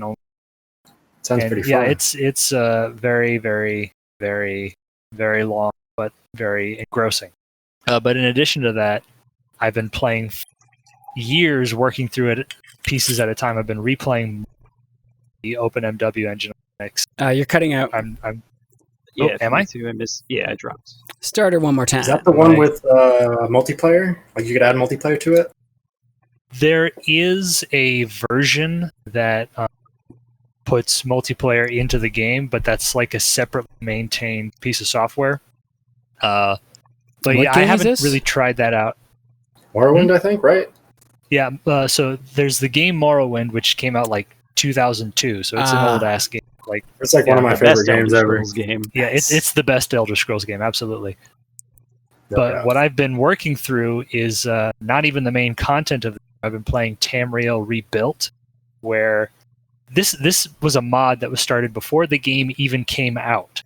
So for those of you who don't know, listeners, the Elder Scrolls games take place on a continent called Tamriel, and each game tends to focus on a different province of that continent. And originally, Morrowind was supposed to be the entire province of Morrowind, but it ended up being reduced to just a big island middle of the province. So it all takes place on the island of Vardenfell. And when that information came out, right before the game was released, a bunch of modders in the community said, well, they're going to come out with modding tools for this. Let's put it together ourselves. Let's create the mainland. And so ever since like 2001, they've been putting this together, and they're more than halfway done with it. Like completed putting the whole thing together. And even bigger chunk than that. Later. Yeah, an even bigger chunk than that is you can actually walk around. Like there's exteriors and buildings and NPCs, but there's no quests, nothing to do. But more than half of it is absolutely. And then there's some separate teams working on different, like Skyrim, Cyrodiil, where Oblivion took place. They're slowly working on adding that. So who knows? Maybe in the year 2090, you'll be able to explore the whole continent. Crazy. And so you've been playing that Bethesda for how long? I first installed engine OpenMW in like 2018, and so like I'll play in spurts. Like I'll do a whole lot of stuff and get a lot of side quests done, and then I'll get distracted by something else, and then I'll come back to it. And it's just very engrossing for like a few weeks or a month, and then I'll put it down and come back to it later. Mm-hmm. True. I kind of hate games like that. Sounds like a really good idea. I love the idea of that. Maybe hopefully the game caters toward it a bit better, but I'm so bad at that. My memory's so bad. When I pick up a game after I put it down for a month, I'm like, yo, what are the controls? What's happening? Who am I? It's in a huge problem for DLC expansions too. Oh yeah, dude. It takes like 5 months later, you come back to a game for brand new content that you were awaiting, and it's like, I don't remember the controls. I hope they have something about that. Right. Eventually, it'll come back to you if it was a long enough game. But yeah, if it's a hardcore like the Doom Eternal DLC, that's not a game where you can be out of practice to get the most out of that. And it's like 8 months later, like here's DLC. Yeah, gotta relearn it. It is rough, you got to kind of get back into the groove of it when you've been like training your muscle memory on something else, and then you just feel like a baby playing it again. Yeah. a lot of developers are aware of that, and they work that into the beginnings of the DLCs, but not always. There's this one game I really, really wanted to play like so bad. I bought it and I was going to play it with my friend. It was like a multiplayer fighting game, and it was supposed to be like the fighting game to kill all fighting games. At least that's what I saw. it really blew me away. I was like, what the fuck? This is going to be crazy. And I went to play it, and it was too hard for me to learn. And like, you know, if I can't learn it, you know, like, you know, a couple of my friends were able to learn it and get in there and play a bit longer, but like I couldn't even really get to the point where I was good enough to get through the tutorial and play. I did, but by the time I was done, it took like 3 different sittings to get through the tutorial, and I didn't remember it by the time I was done, you know. So I'm just scrolling through my list trying to find out what game it was. It started with an A. I'll keep scrolling while you guys talk, because it was a really neat game. I want to talk about it a bit. Absolver. While Indies... Absolver. Yeah. What was it? Absolver. I'll put a video. Oh, that game's...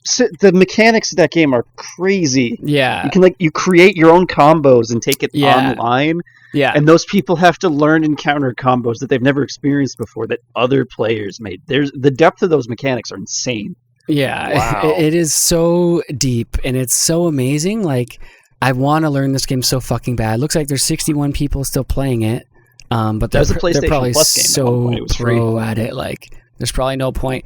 But if you look at the trailers and everything, it's like, yo, I want to do that, but I'm so bad. Like, it's just embarrassing. But you know, it sucks. I wish I could play this game, but they can't make this game without these deep, complex mechanics. So yeah, you know. Have any of you guys been paying attention to the new Oddworld remake that came out on the Epic Store recently? Oddworld, that was by Double Fine, right? No. This was. I think it's just Odd Studio. Yeah. Oh wait, it's before Double Fine's time, isn't it? Yeah, it's older. PlayStation 1 game. Oddworld, right? Oddworld's very old. Okay. Yeah, this one is actually a remake of out of the whole series of Oddworld games. My very favorite one, Abe's Exodus, and I was super excited to play it. I heard it was coming at the beginning of the month. And was that Graham? They remade it again? They remade Abe's Exodus, the first one. But back in the 90s, they made Abe's Exodus, and they were planning to do like a whole 5-game series. But Abe's Exodus sold so well that they spent 9 months and made a second game because they basically had all the assets already. They just had to add a couple new gameplay features, and it was a whole new game, and in my opinion, a superior one. But I was so excited to play it, but it's an Epic Store exclusive. Yeah. So wait, this isn't New and Tasty then, right? Or is it? No, New and Tasty was the remake of the first game. This is the remake of the second game. Yeah. Okay. And that's different from the one that came out on the PS5? Did something come out on the PS5? Yeah, there was an Oddworld, the one on the PS5, an Oddworld game for free was part of Plus. It debuted on Plus last month. Soulstorm. It's a brand new game. Yeah, that one. Soulstorm. That's the new one. Yeah. Yeah. And that's the remake, or it isn't the remake? That is the remake. Yes, the remake of the second game. Yeah. Cool. So hopefully in a year it'll come out on Steam, but for now I've got video game blue balls. Yeah. Yeah, that was a Plus game. I had it installed, and then I deleted it very quickly. Yeah. It was kind of clunky. The port doesn't seem very good. I'm gonna disappoint you now. It doesn't seem like a particularly good port. Don't tell me this. Well, it's probably hard to port that and make it polished. You know, like I don't know. We'll see in a year when it comes to Steam. That might only apply to the PlayStation version, anyways. I don't think it got a very good critical reception. True. So what are some of your favorite games, guys? I actually have that ready to go because my favorite game's been the same for like 8 years. It's a very weird sort of point-and-click adventure game called Kentucky Route Zero. Yes! Such a fucking good game, dude. It's the greatest game ever made. Sale. It looks very interesting. You should get it.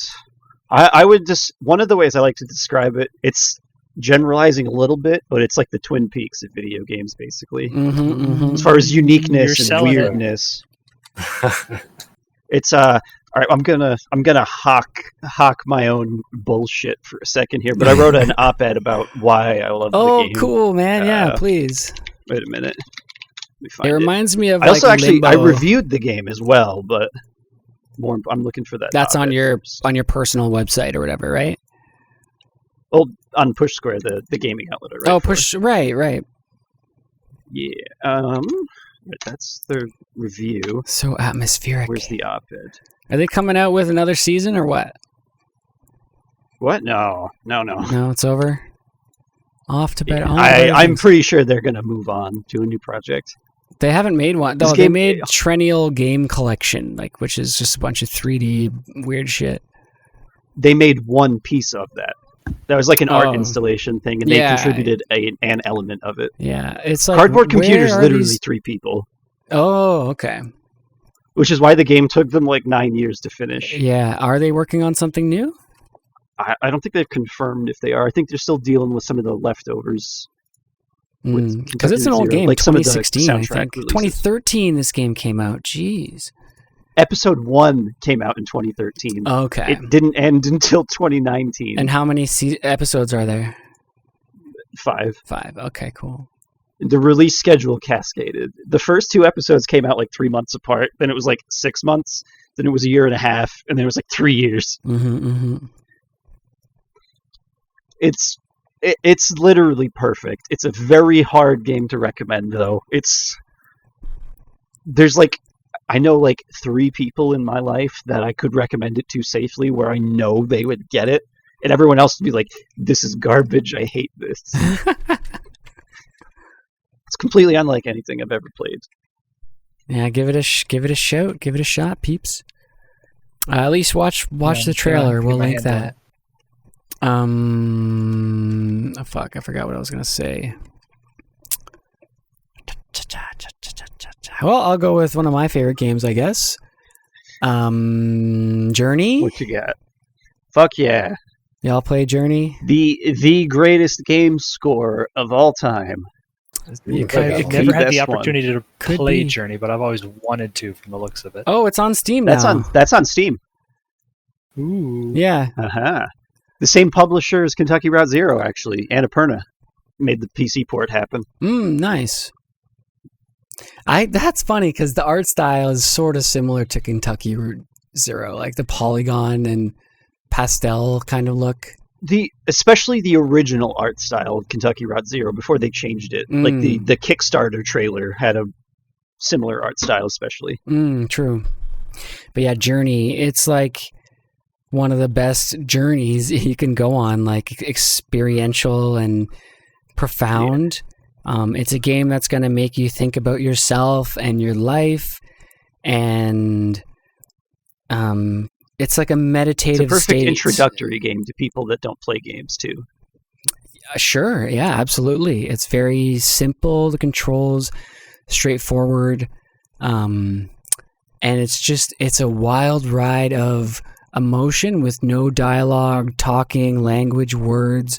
It's all done through sound and imagery, and it's fucking epic. Please check it out. Those devs actually made a few games. Flower is another one. Flower is amazing. Yeah, that's more of like Flow's not as fun to play, but the music's incredible. Yeah, true. I remember playing that when it was like a browser game. I remember the browser game. Yeah. Yeah, they're fairly old, that's for sure. And Flower's on Steam now too. That game company. Flow is as well. Annapurna ported all of those, I think. Oh, nice. Flower was them as well. Annapurna Interactive.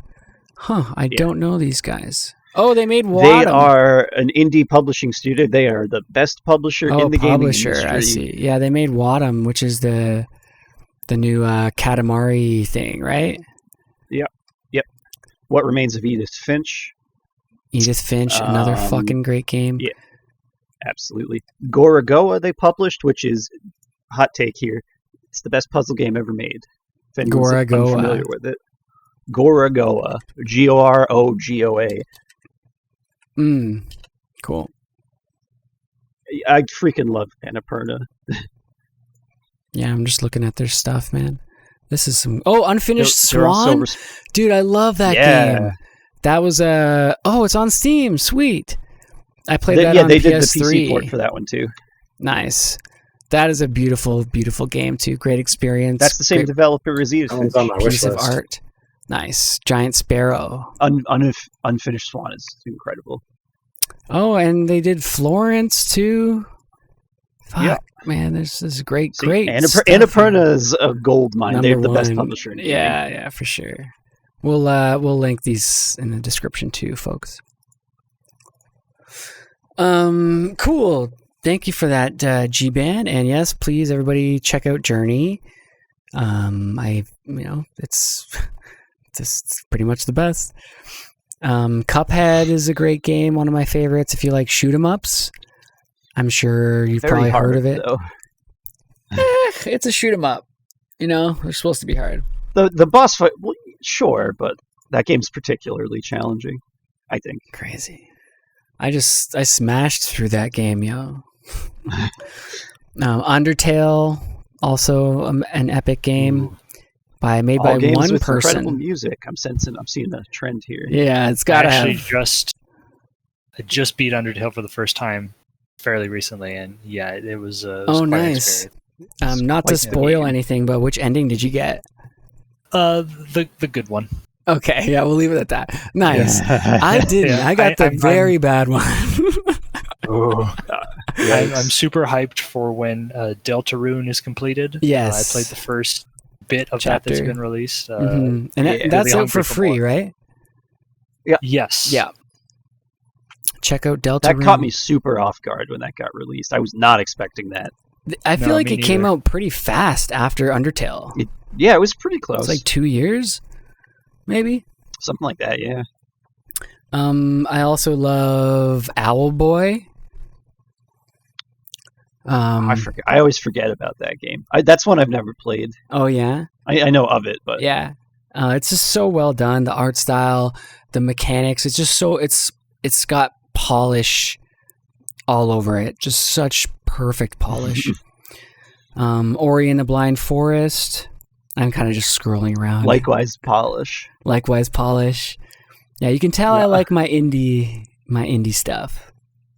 Honestly, Indie likes the indie. that's where you find quality in games these days. It is, right? I probably speak for a lot of Yes. people, but I'm just tired of the big blockbuster games. There's nothing there for me anymore.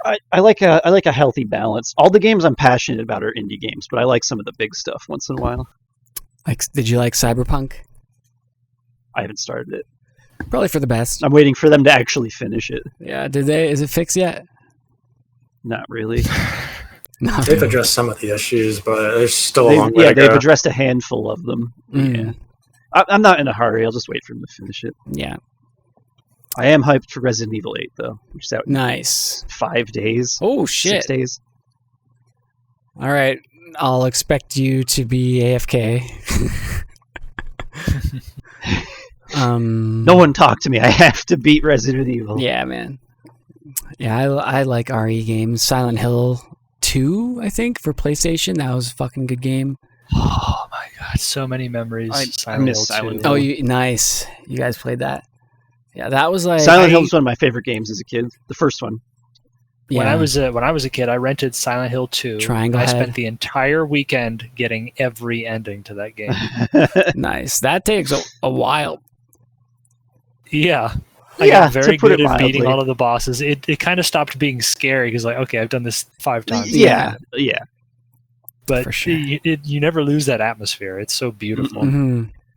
And this, I think I mean, I've mentioned it for basically everything, but the music in Silent Hill 2 is Oh my god. classic. Yamaoka's Some of the Yes. best. It was a The only game that I genius played, decision to use that stuff in the movie. Oh, yeah. like, Go the ahead. only game Prenoko. I played in that vein, similar to Silent Hill and Resident Evil, was the Eternal Darkness release on GameCube. Oh, yes. Oh, That was like- what an underappreciated game. that Exactly. is. Yeah, really. I Yeah. can't believe no one talks about it. I know. And that was like the only horror game that came out on GameCube, too. Yeah. Well, other than all the Resident Evil games. There were right. a few others. What They else? ported like all of them. Yeah. Fucking Resident Evil 4 came out first on the It GameCube, right? debuted on the GameCube. Oh, Yeah, nice. Oh my, I completely forgot about that. Crazy. Yeah, GameCube has some gems that a lot of people forget about. Yeah. Luigi's Mansion was horrifying. Spooky. Yeah, I played what did I play on GameCube a lot? I played 007 Nightfire a lot. Yes. Yes. Agent Under Fire as well. Yeah, those were fun. The multiplayer was great because, like, at that time there was no real internet FPS. Maybe 1.6 was out. I don't quite remember. For Source, CS:GO or CS Source. I don't know. But there was like Quake and stuff, and that's about it, I think. Yeah. What are some games I'm trying to find time for? Celeste. Really want to play Celeste. I think I got my hands on that one in the itch racial justice bundle that came out this summer. Oh, sweet! They do Steam keys for those? No, I just got it all itch on is open source itch.io. usually. Oh yeah, okay.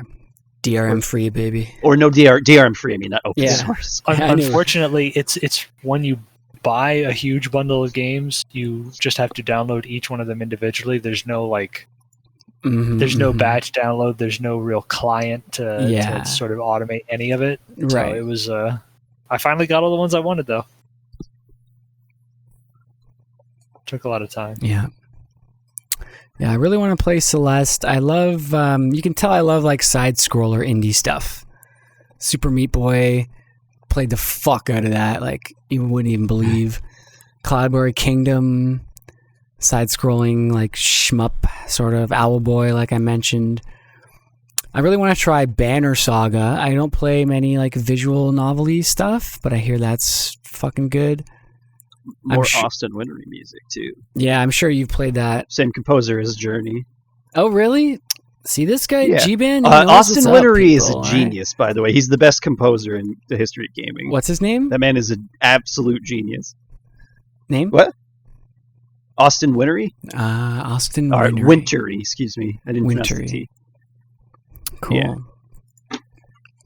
Man's a genius. Crosscode, I was talking about on the Oh yeah, the one you posted that in the Discord recently. Yeah, that is like, that looks so fucking good. I really love JRPGs, but the pace is not something I'm interested in. And this is like a hybrid between a JRPG and like a side-scroller, shoot-'em-up platformer, sort of. And music, again, fucking good.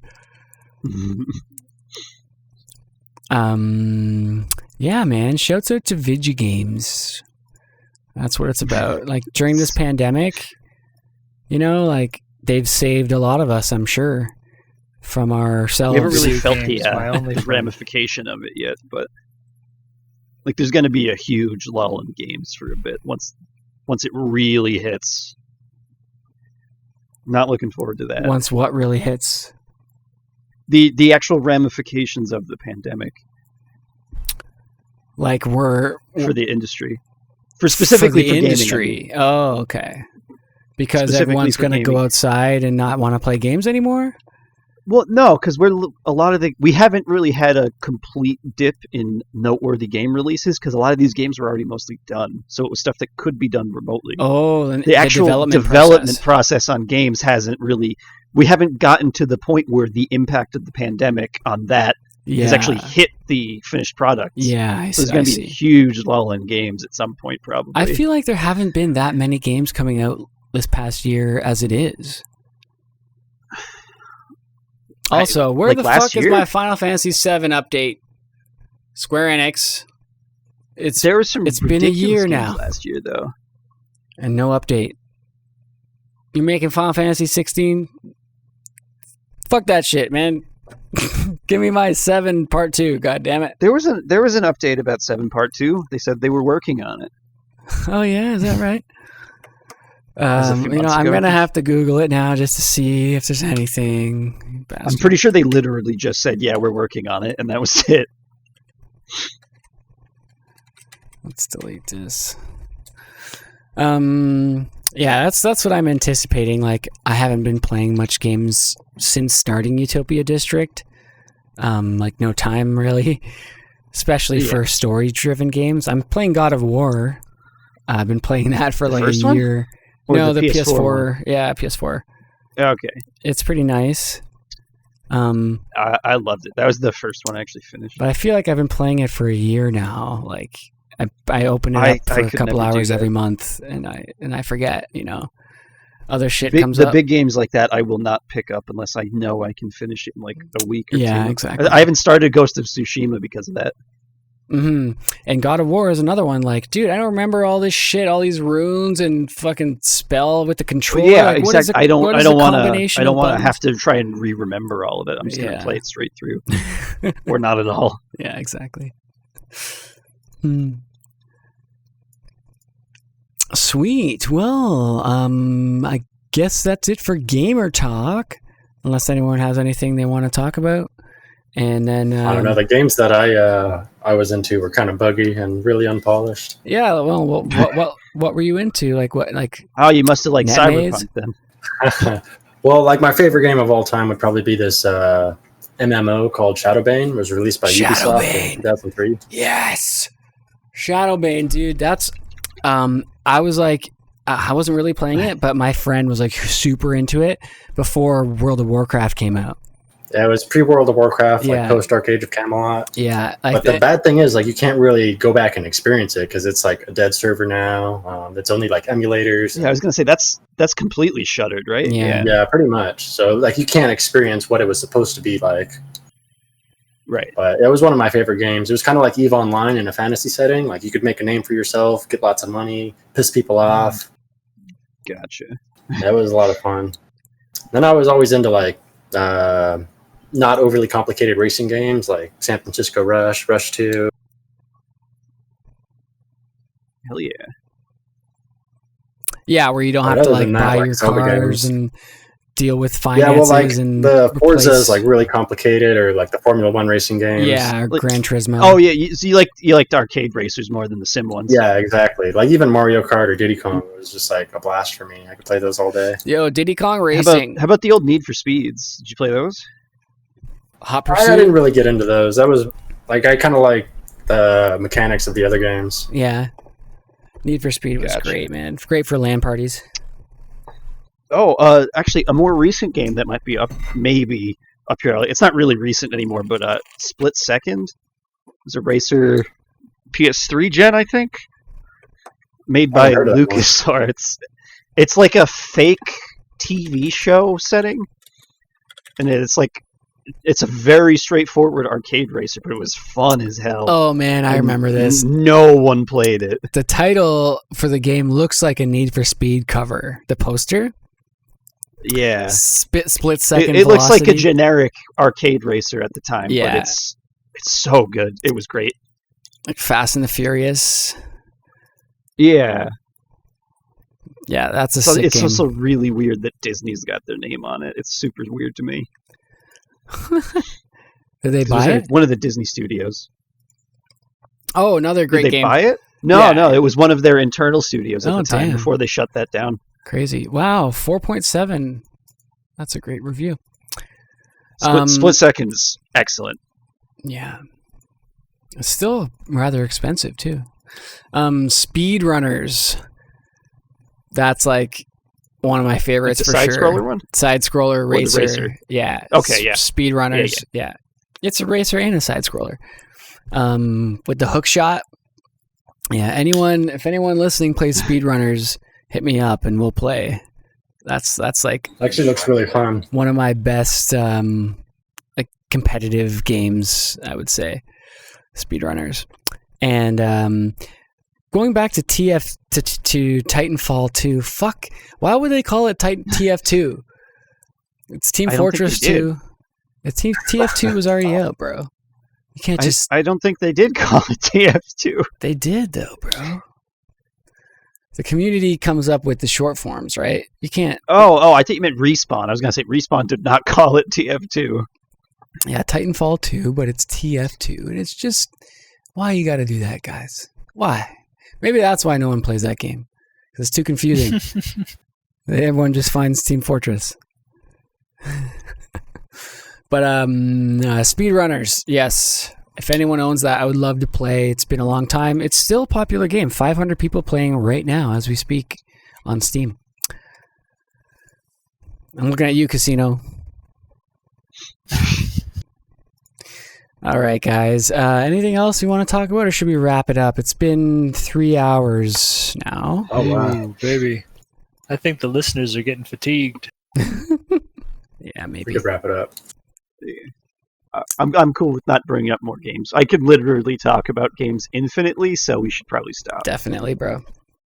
Next time. All right, guys. Well, thanks for coming on the show. It was a blast talking to you. We had some really cool combos. Stu, Prenoko, G-Ban, and Priestess. Thank you so much taking this 3-hour slot out of your day to sit down with me.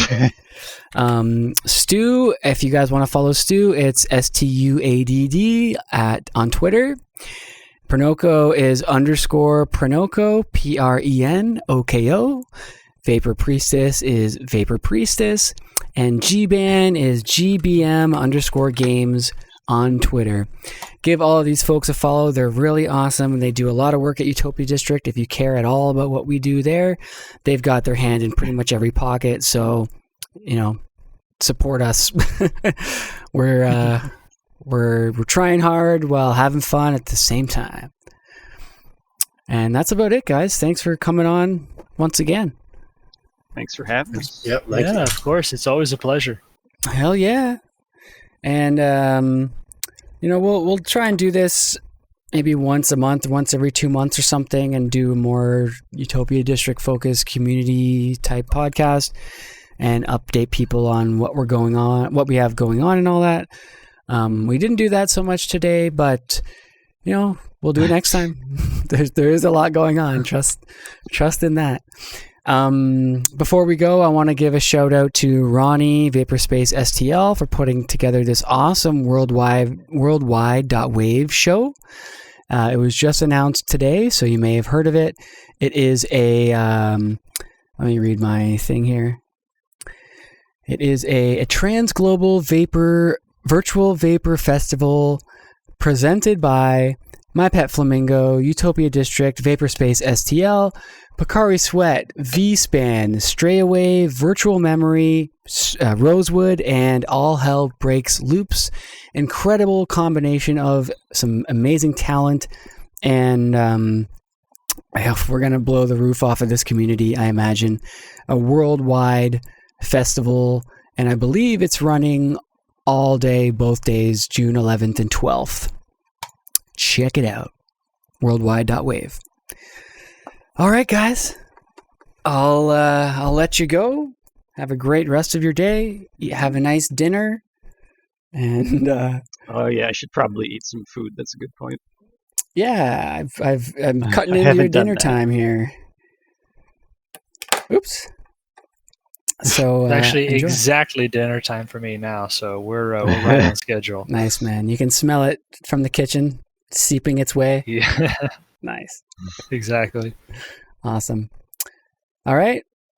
Thanks again. Hell yeah. We'll talk to you later. Later. See ya.